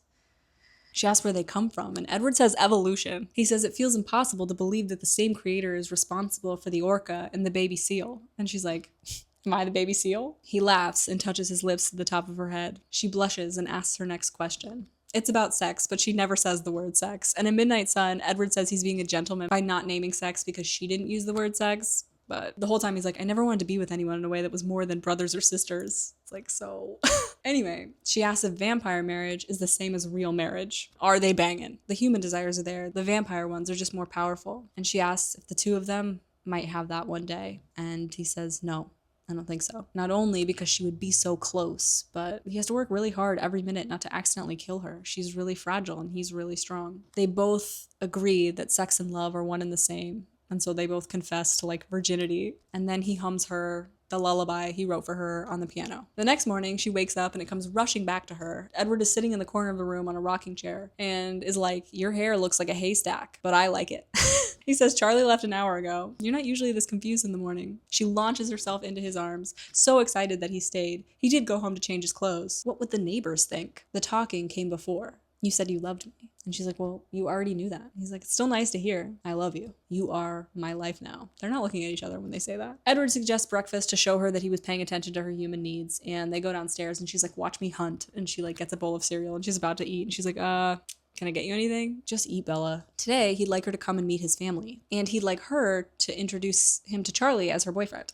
It's just custom. And Bella's like, I was under the impression that you were something more, actually. And he's like, well, we don't have to share the more with your dad. So you gonna introduce me to him or not? Edward says he'll be around as long as Bella wants him. And she says she's gonna want him to stay forever. She's like, does that make you sad? He's just like, we'll talk about what he's feeling. Bella decides to wear her only skirt. It is khaki colored and goes to her ankles. And my understanding is that that would be like in a traditional Mormon girl's closet at the time that this was set. She also wears the deep blue sweater that Edward really likes. Her hair is in a ponytail. And when she gets to the bottom of the stairs, Edward tells her that she's utterly indecent and she looks so tempting and good. And he kisses her, closed mouth, obviously. And she forgets to breathe and she passes out right there on the stairs. He's like, Bella, you're crazy. Yesterday I kissed you and you attacked me and today you pass out. What am I gonna do? And Bella's very nervous, not because she's going into a house full of vampires, but because she thinks they won't like her. He like pulls her ponytail. It's really cute. They drive out of town and through the woods and they arrive at a very old house, timeless, painted a soft, faded white. 3 stories. You look lovely,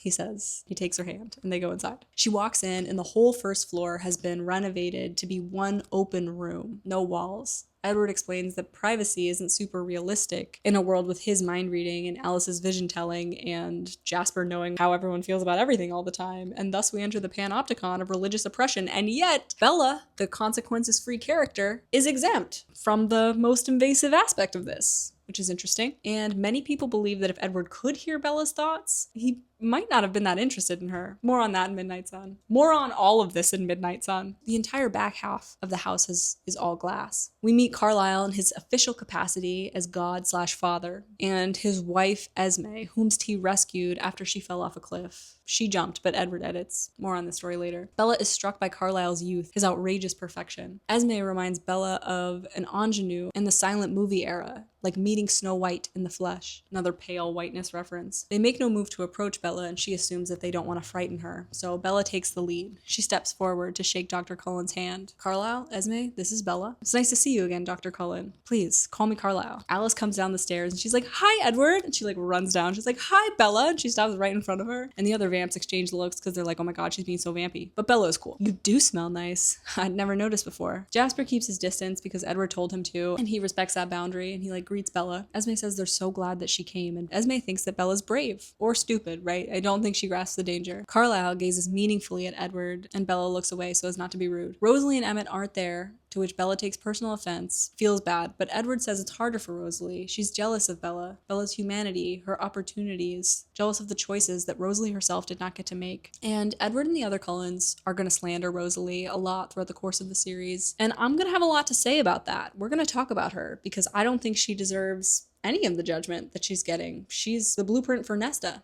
I think. Esme insists that Edward play for Bella because he plays the piano, and he had not told her that because they don't know each other that well. They have a grand piano in the living room, and Edward like drags her along with him as Esme pushes him toward it. First, he plays Esme's favorite. I can't wait to get to Midnight Sun. Oh my god, oh my god, oh my god. Then he plays Bella her lullaby, the lullaby he wrote for her. Bella is extremely impressed by his musical talents. The lullaby is certainly sad, though. It ends on a note of deep grief. Bella sheds a single tear, which Edward reaches over, and he does it so fast that Bella's not sure he he ate it, but he did eat it. Bella's tear is going to be in his body forever because it's a non-venom based fluid. And you know, Stephanie had to answer so many, I would say, undignified questions that I don't know would have been asked of a man about his fantasy series. What does Edward do when Bella's on her period? Stephanie says Edward's a gentleman and he doesn't acknowledge it, but I highly doubt that. You know he's involved. Like, he's got her cycle memorized. He knows her favorite brands of painkiller and feminine hygiene products. Let's get one thing straight. Edward is not a gentleman. I love him, but that's not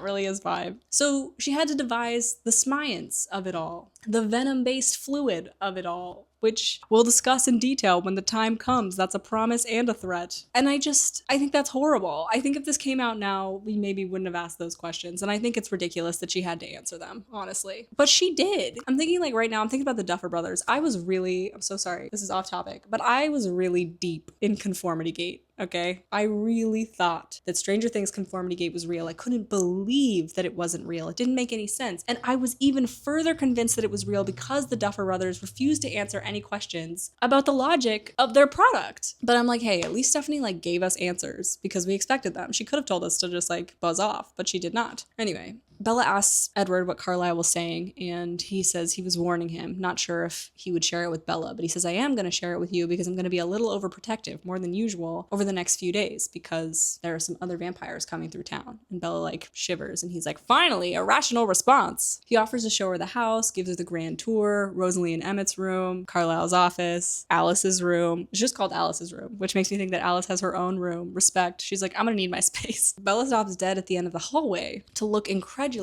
at this enormous cross hanging there. It has to be antique. Edward explains that Carlisle's father carved that cross in the early 1630s. It hung on the wall above the pulpit in the vicarage where he preached. Carlisle was born in London. He just celebrated his 362nd birthday, he thinks, but apparently time wasn't kept the same back then. His mother died giving birth to him. No moms anywhere. None of these stories work if people have moms. Carlisle's father was a really intolerant man, was adamant about hunting witches and vampires and demons. He found his son to be a disappointment. His son was more cautious and thorough with accusation. A total disgrace. His father harmed a lot of innocent people. Carlisle, at 23, actually did discover a coven of vampires living in the sewers. London didn't actually have sewers back in the 1600s, but Stephanie M. hates research, so we'll allow it. And he gathered a hunting party and set out to hunt them one night, and he got bitten. But Edward edits that out so Bella doesn't know that it's the bite that turned him. He managed to hide under a sack of potatoes for 3 days while the transformation took place, and it's an extremely painful process, so the fact that he was able to keep quiet was quite a feat. They go into Carlisle's office, and Bella says there's more books in there than she's ever seen anywhere other than a library. Carlisle is sitting behind a desk that looks fit for a dean, but Carlisle looks too young to be cast in the role. Edward asks Carlisle, the father, to share his histories, but Carlisle has to run hospital business, and he says Edward knows the stories as well as he does by now, trusting the son to deliver the message. Once Carlisle understood what he'd become, he attempted to destroy himself in many ways, but vampires are not so easily killed. You have to rip them apart and burn the pieces. Carlisle feels he lost his soul because this fate has befallen him. Eventually, after starving himself for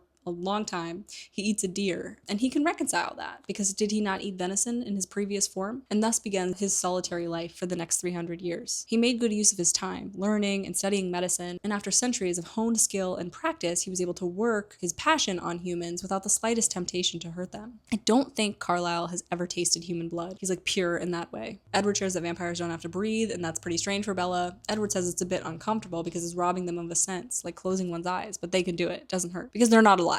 Carlisle is depicted by famous painters as a god with his friends, Ero, Marcus, and Caius. Those friends are still there. They're very civilized, very refined, very interested in art, but they insisted on trying to cure him of his aversion to his natural food source. So after several decades, he leaves. He heads to the New World, and while working the pandemic in Chicago, Carlisle had been ruminating for a while. If he couldn't find a companion, perhaps he would make one. And thus, he creates a son in the image of the father to mold to his lifestyle. Edward says that he was almost always with Carlisle. For a decade or so, he rebelled, resented Carlisle for curbing his appetite, but after some years on the road, he came back and was welcomed home like the prodigal. It's all in there. I totally missed this for a very long time. He says it took him a really long time to rebel because he could always read the perfect sincerity in Carlisle's thoughts, always knew the reason behind their lifestyle. Edward became depressed when he was on the road by himself. He was only hunting predators, telling himself that he didn't matter. Since it was monsters he was feeding on, he wasn't a monster himself. He didn't anticipate the weight of the conscience, but nonetheless, he became extremely depressed. So the Edward that you meet at the beginning, that's not Edward depressed, apparently.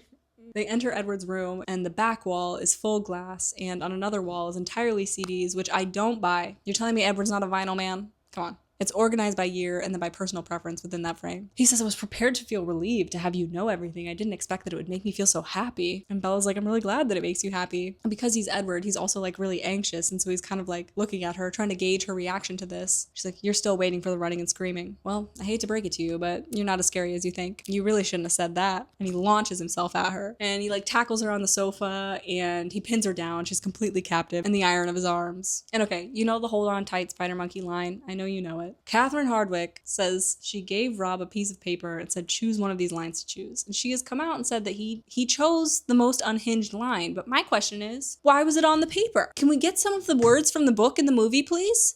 I thought I was over it, but it's coming out. Alice knocks on the door and Edward like rearranges Bella so that she's sitting on his lap and she's like pretty uncomfortable with this like public display of affection. It sounded like you were having Bella for lunch and we came to see if you would share. Sorry, I don't believe I have enough to spare. Jasper seems to be like tasting the environment in the room and seems surprised and delighted by what he senses. Midnight Sun is fun because through Edward's thoughts, you get to see everyone else's account of everything because he can hear all their thoughts. Alice is there to invite them to play baseball this afternoon. Do you want to come? Vampires like baseball? It's an American pastime. Edward drives her home so that she can prepare to tell Charlie that he's her boyfriend and she's going to go to his house and play baseball. But when they pull up, there's another car already in the driveway. It's Jacob and Billy Black. They're driving Bella's truck, and so Edward just like waits in the car while Bella gets out and like goes to talk to them. She invites them in, but she's kind of rude about it. She's like, Charlie's gonna be out for a really long time. Jacob just looks mortified. This poor kid. They go into Bella's house and Billy asks Jacob to go out into the car to look for a picture of Rebecca. It's just a ruse so that Billy and Bella can talk. Bella,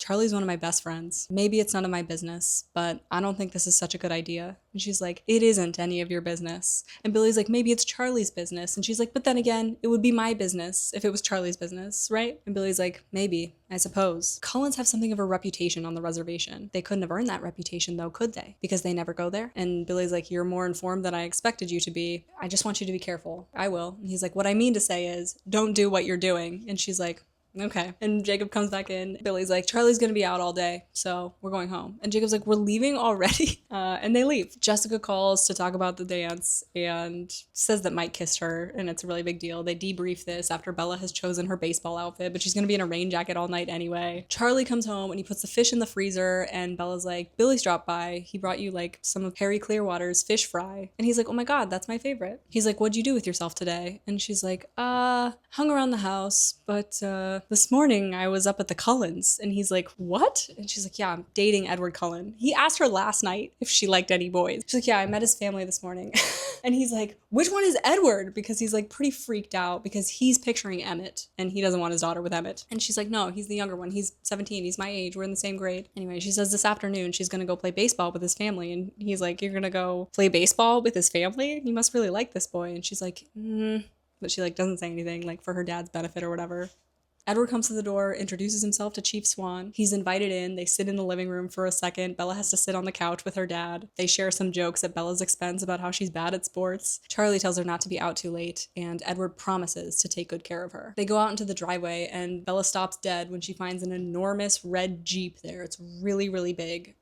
She gets in and Edward has to help her with the buckles, and she hopes that it's raining hard enough that her dad can't see the way his hands linger on her body. This is a big Jeep you have. She's like, why are we driving this? And he's like, I didn't think you'd want to run the whole way there. Wait, run the whole way there? You're not gonna run. And she's like, I'm gonna be sick. Eventually they get there and he's like, sorry, Bella, we have to go on foot from here. She's like, well, I'm not going. I'm staying here. And he's like, what happened to all your courage? You were amazing this morning. And she's like, not going. He's like, I guess I'll have to tamper with your memory. And then he does like some seduction stuff. He like kisses her eyelids and he's like, I wouldn't let a tree hit you.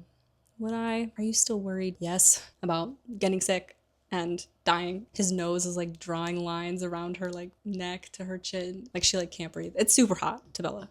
And honestly, it's hot to read it. It's just not hot when I'm saying it out loud. Because I don't have what Edward has. I just don't. And you know, Maybe no one does. Anyway, he takes her face in his hands and they kiss, but she does the attack thing again where she like gasps for air and knots her fingers in his hair and, you know, really tries to kiss him, and he pulls away. Damn it, Bella, you'll be the death of me. He was gonna kill her yesterday. That's a horrible thing to say. You're indestructible. Picks her up and she locks around his body and he's like, don't forget to close your eyes. And they run to the clearing where he sort of drops her off his back and she like lands on her butt and he laughs really loud. She tries to walk in one direction. He's like, where are you going? And she's like, to watch a baseball game. You don't seem to be interested in playing anymore. She's pretty upset because not only does he kind of reject her kiss that way, but also he laughed at her and also he said this mean thing about her hurting him, which like, he's like, please don't be mad. And she's like, you're the only one that's allowed to get mad? I wasn't mad at you. Bella, you'll be the death of me? That was simply a statement of fact. Manipulative. You were mad. Yes. I wasn't mad at you. Can't you see, Bella? Don't you understand? No, this isn't fair. None of this is good. I'm never angry with you. How could I be? Brave, trusting, as warm as you are. Whenever I'm mad, it's about me, which is in part him taking emotional responsibility, but it's also him saying, I don't know. A part of me is like, okay, it's good emotional boundaries. He's like, no, I'm allowed to have expression and feelings, and it's not always about you. It's about how I feel about me. But on the other hand, it's like kind of excusing unexcusable behavior. I don't know. We'll talk about it more. As they head toward the field and the baseball playing ensues, and Bella is so shocked and surprised by the baseball. The reason that they're allowed to play today is because there's a thunderstorm. And they need the thunder because the sound of their playing sounds a lot like thunder. Edward's the fastest. Emmett hits the hardest. Not a lot goes on in the baseball scene except the vampires like doing their vampire thing. Soon Alice stops the playing because she's just had a vision. Their playing has made the other vampires in the area change course. They're now headed directly toward the field. Edward tells Bella to put her hair down. They're going to try to conceal that she's a human. I'm going to get into the specifics of this scene in Midnight Sun because Edward's interpretation of it is just so much more grounded, but Alice says that won't help. I can smell her across the field. And Edward says, I know. And soon 3 vampires are walking into the clearing. One falls back while the other takes the charge. Laurent is at the front with James and Victoria flanking him. The woman, Victoria, has wild red hair. There's twigs and leaves in it, but the other 2 have their hair cropped close. They're like, we thought we heard a game. We'd like to play. And Carlisle's like, well, actually, we were just leaving, but maybe another time. They talk about hunting and Carlisle says that they maintain a permanent residence here, so please don't hunt in our territory. And they're like, oh, of course, we would not, but permanent residence? And Carlisle's like, yeah, how do you manage that? He says, why don't you come back to our house and we can talk about it? And Laurent says that would be welcome, actually, because they haven't been able to clean up for a while. All of their clothes are kind of frayed from use. Just when it seems like everything is okay, the wind blows and Bella's hair ruffles and everybody smells her. James says, you brought a snack. And Edward snarls and defends her because what else is he gonna do? Carlisle says, she's with us. They're like, but she's human. Carlisle says, she's with us. And Laurent says, of course, we said we wouldn't hunt on your territory. This is no big deal. But it's clear that James, who was flanking Laurent, might actually be the leader of this whole situation. And he doesn't look like he's going to let it drop. Eventually, the crew splits up. Alice and Emmett go with Edward and Bella to the Jeep. Edward seems horribly impatient to have to be walking at human speed, and as soon as they reach the forest, he like flings her on his back and runs the rest of the way to the Jeep. He tosses her in the back seat. Alice takes the passenger. Strap her in. Where are we going? And no one answers her. Eventually, she's like, damn it, Edward, talk to me. And he's like, James is a tracker. A tracker, just like Alice's visions or Edward's mind reading, is James's skill. It's a game that he plays. He likes to hunt his object, and the Cullens protecting this one really vulnerable unit makes this his most interesting game yet. Edward says they're just going to drive as far away as they can from here because he's never going to stop. And Bella's like, well, wait, the first place he's going to look is my house. We can't leave Charlie unprotected. And Alice is like, Edward, he's right. Edward starts yelling at Alice about how she should have been able to see this, and Bella doesn't like it. Bella starts to protest, and Edward's like, Emmett, and Emmett holds her arms down to keep her from moving. Bella's screaming about how they have to stop and how she won't leave town and how Charlie will call the FBI on their family. She's not worried about herself, but she is worried about Charlie's safety and about Charlie accusing the Cullens of kidnapping her ultimately. She doesn't want that to happen. Edward's like, Bella, please just shut up. I'll get you safe. Just relax. Alice makes everyone hear Bella out. And she says, hey, listen, here's what we'll do. We'll go to the house. I'll tell Charlie that I'm leaving tonight. I'll tell him that I'm going home to Phoenix. That way, Charlie won't think I've just went missing. We'll be leading the tracker away. And Edward's like, where do you expect to to go? And she's like, I'll actually go to Phoenix. That's the last place he'd think to look. All the vampires are like, hey, this is not a bad idea. And Bella's like, I'm gonna try not to be insulted by how impressed you are with my thinking. Edward says it's too dangerous. I don't want the tracker within 100 miles with you. Edward, he's not getting through us, says Emmett. Emmett wants it to break down to a fight right now. He's like, well, what are we kidding around for? There's 3 of them. There's a bunch of us. Like, what the heck? I demand to be taken home. Please. He says, you are leaving tonight, whether the tracker sees your performance or not. You'll tell Charlie that you can't stand it here in Forks and that you won't stay another minute, but you're going. 15 minutes from the time you cross the threshold. Bella has to be like, Emmett? And he's like, oh, sorry. And he like lets go of her arms. Bella also says that probably they should split up. The tracker's going to expect that Edward is with Bella. Edward's like, you expect me to just let you go to Phoenix by yourself, you crazy bitch. And Alice says, no, Jasper and I will take her. He's like, can you keep your thoughts to yourself? And she's like, yes. And Bella doesn't know what they're talking about, but what Edward's saying is like, please don't tell her that you think it would be better for her to just become a vampire right now, because that would really solve all of our problems. Because Edward really doesn't want that. Esme and Rosalie are going to keep an eye on Charlie. Emmett, Edward, and Carlisle are going to hunt the tracker, and Jasper and Alice are going to take care of Bella. Edward also can't come with them because Charlie's not an imbecile. She's like, if you're gone tomorrow, he's going to know that we're together. Charlie's waiting up for Bella when Edward drops her. She kisses Edward goodbye on the doorstep and says, I'm going to do what I have to do. She starts screaming at Edward to leave her alone, and she stomps up the stairs and slams her door. Edward is there already, shoving clothes into a duffel bag. She shoves some clothes into, and she goes into the bathroom to get her toiletries. Charlie's like, what's wrong? Did he hurt you? And Bella says, no, that's not the problem. The problem is that I like him, and I like it here too much, and I'm leaving now. And Charlie's like, why? He spins her around, he catches her elbow, and Bella can see that he's definitely not going to let her leave tonight. He's like, Bella, it's nighttime. She's going to drive her truck to Phoenix, sleep in the car on the way. Bella sees that she has to hurt her dad in order to get him to let her go. And so what she does is she recounts the last words that her mother said to him on her way out the door, which I just want to say, shitty Renee moment. Why does Bella know those words? That's not okay. She says, I don't want to get stuck in a boring town like Mom. I'm not going to make the same mistake she did. I hate it here. I can't stay here another minute. Just wait another week. He says, Renee will be back by then. She's like, what? He's like, she's not there. He's so excited to see that he has an opening. This scene truly breaks my heart. Oh, I really can't handle dad pain. I got a real thing about dads, obviously. Just let me go, Charlie. It didn't work out, okay? I really, really hate Forks. She kicks open the door and she heads toward the Jeep. She can't see through the tears streaming down her face because she knows that what she's done to her father is irreparable damage. Edward is in the cab already, and he transfers her to the passenger seat so that he can drive. Yesterday, she thought she was gonna die at the hands of the man that she loves. This morning, she met his entire vampire family. Then she was greeted by Jacob and Billy, and she was worried they were gonna try to talk to Charlie. Then she had to watch them play vampire baseball. Then a bunch of vampires came and like are now hunting her, and then she had to break her dad's heart in order to escape the vampires, and now she's gonna have to say goodbye to Edward. It's a whole thing. When they arrive at the house, Emmett bundles her like a football and runs her into the garage.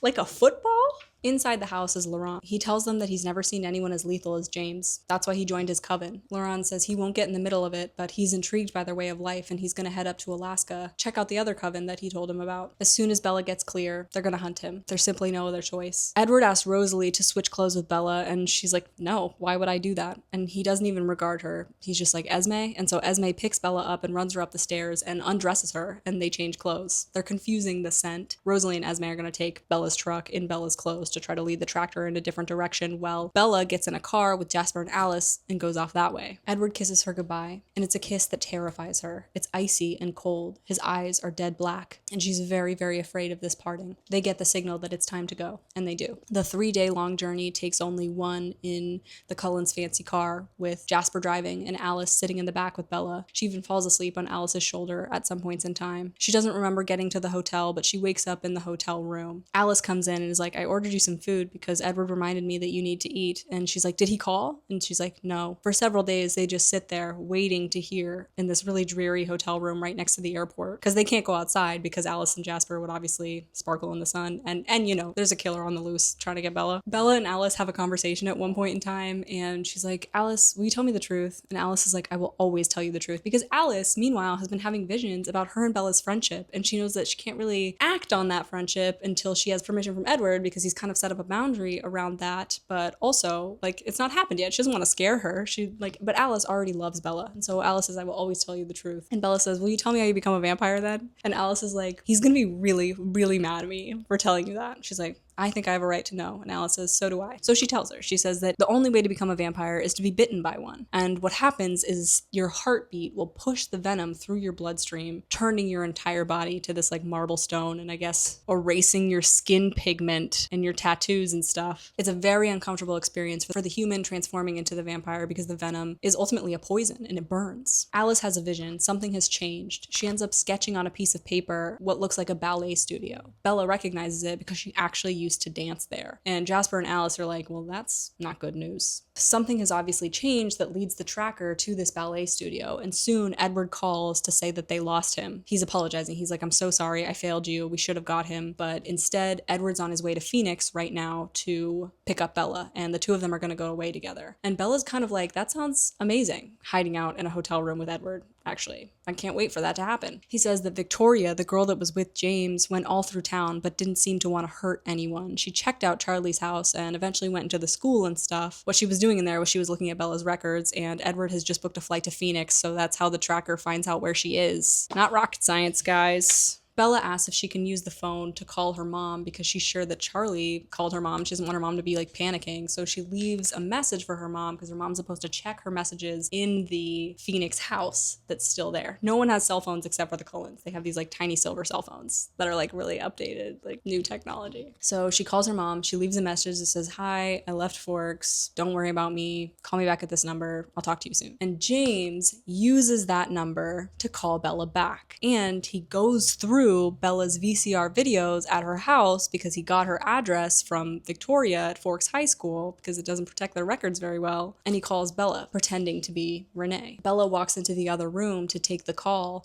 and James tells her that if she doesn't want her mom to die, she better get away from her vampire friends. And Bella's like, I can't do that because it simply seems impossible. He's like, okay, well, I guess your mom will die then. And she's like, all right, I'll figure it out. They're supposed to go pick up Edward and Carlisle and Emmett from the airport. Bella's gonna use that time at the airport. She's very familiar with the airport because she's lived there for so long, to escape from her vampire babysitters. Bella asks Alice if she can leave a note at her mom's house, and so she writes out a note for Edward and tells Alice that it's for her mom, and it ultimately is an apology for running away to die. It says, please forgive me and please don't avenge me. I had to save my mom. I love you. Forgive me, Bella. Alice, Jasper, and Bella go to the airport and they're sitting and they're waiting, and Alice keeps being like, do you want to get food? Do you want to get food? But Bella's going to use the getting food situation to get away. So she's like, no. Edward's flight is supposed to return in 30 minutes, but they're landing early. So now she only has 20 minutes to escape. She's like, actually, I do want food now. And Alice stands up to take her, but she's like, can Jasper come? I'm feeling a little... And I can't believe that Alice fell for this, which, by the way, Alice seems to know that something's wrong because her vision has changed to obviously see Bella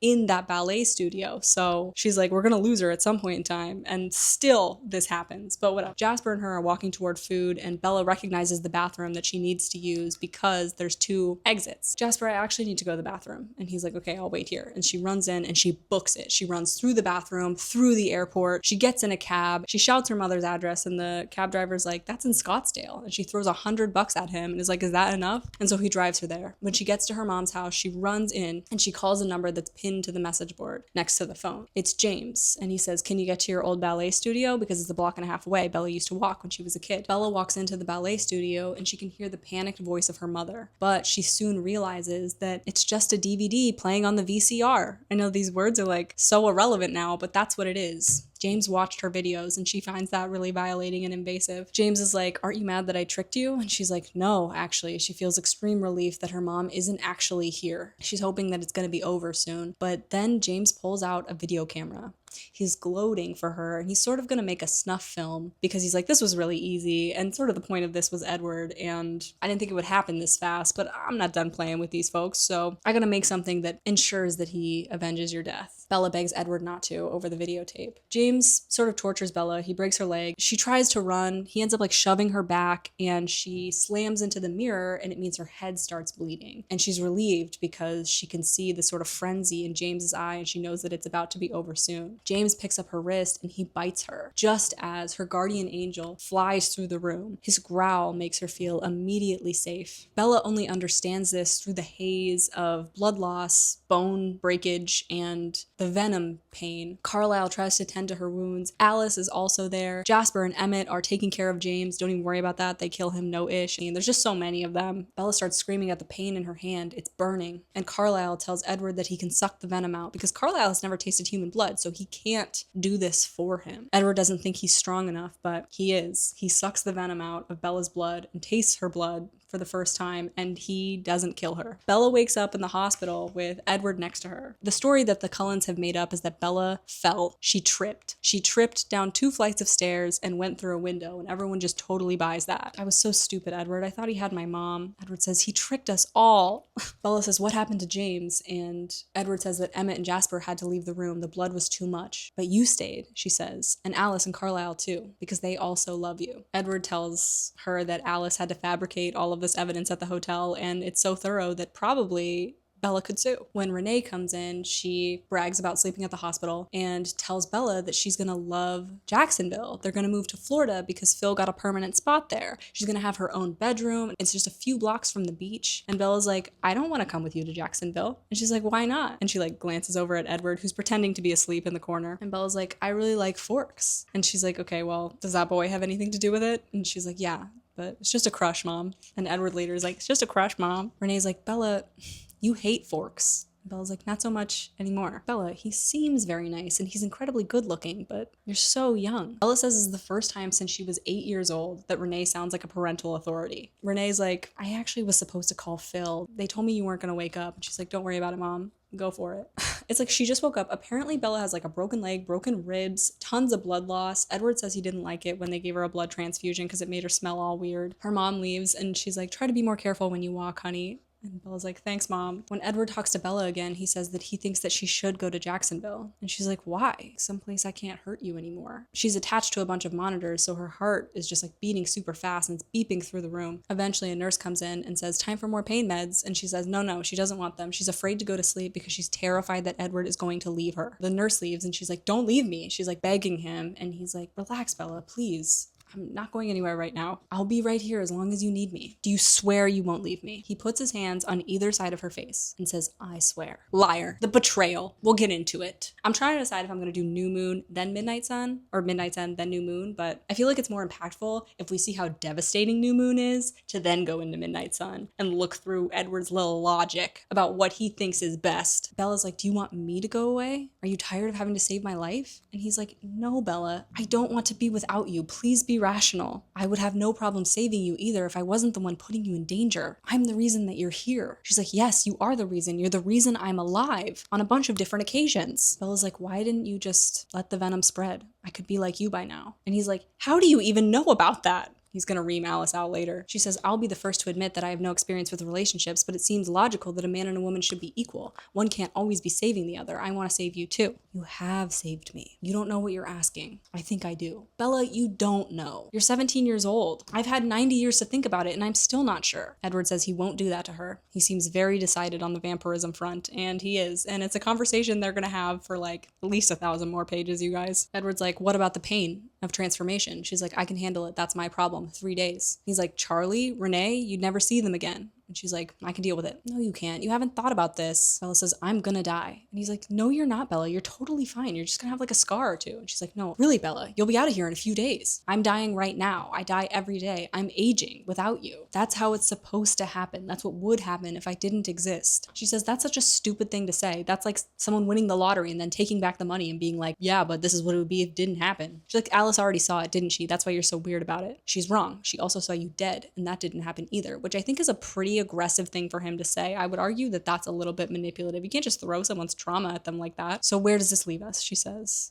an impasse. Stay. She's like, I won't take anything. And he's like, I don't think they're gonna ask you to swallow anything, Bella. The nurse comes in and she administers more pain meds. Stay. I will. As long as it makes you happy and it's what's best for you. She says, it's not the same thing. He says, don't worry about it now, Bella. Please just try to heal and rest. You can argue with me when you wake up. Okay. She says, Edward, I'm betting on Alice. This brings us to the epilogue, where Bella has been dressed up like Alice's little doll, I would say, for an occasion that she doesn't know about. She's not sure what the occasion is. It's prom, but she believes that maybe it's because Edward's gonna turn her into a vampire. That's not true. And he makes fun of her for thinking that. He's like, that's not usually a black tie affair. Also, she has a cast. She's like, this is stupid. She's in like a heeled shoe. She cannot believe that she has to be here right now. They go into the prom. There's two couples on the dance floor, really like in action, and it's Rosalie and Emmett and Jasper and Alice, and they're really good dancers, and they're all like wearing gowns that didn't come from the department store in Port Angeles. He pulls Bella onto the dance floor, and dancing with Edward's really amazing. It's not like dancing with anyone else, because he pulls her up onto his feet and like whirls her around the room, because he's really strong, because he's a vampire, and it's very fun and good, and she enjoys dancing for the first time in her life. At one point though, Jacob walks into the room and he asks if he can cut in, and Edward says sure, but Edward has promised not to let go of Bella all night, and so he's like, he made me break my promise. Jacob says that his dad paid him to come here, and he's pretty mortified about it. He tells her that she looks really pretty first, though. His dad says that she should break up with her boyfriend, and that they'll be watching. And she's like, oh my god, Jacob, I am so sorry that you had to say that. She asks about his car, and they have their easy conversation, which is just, I'll say, I have a lot of thoughts about her relationship with Jacob, and how warm it feels, and how safe she feels inside of it, and how she's like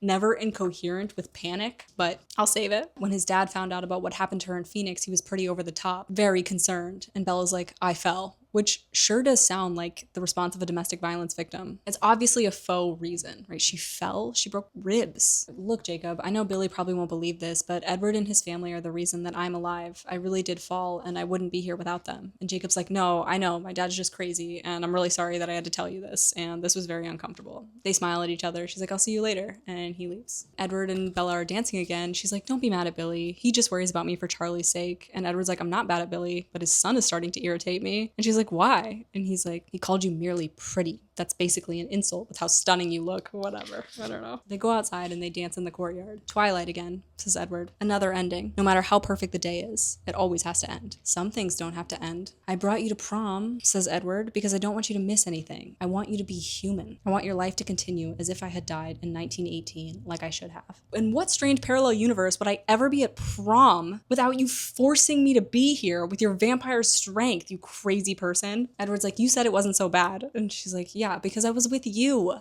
Edward says, why are you so ready for this to end? For this to be the twilight, even though your life has barely started. It's not the end, says Bella. It's the beginning. My name is Sage. Thank you so much for watching. I'll see you next time.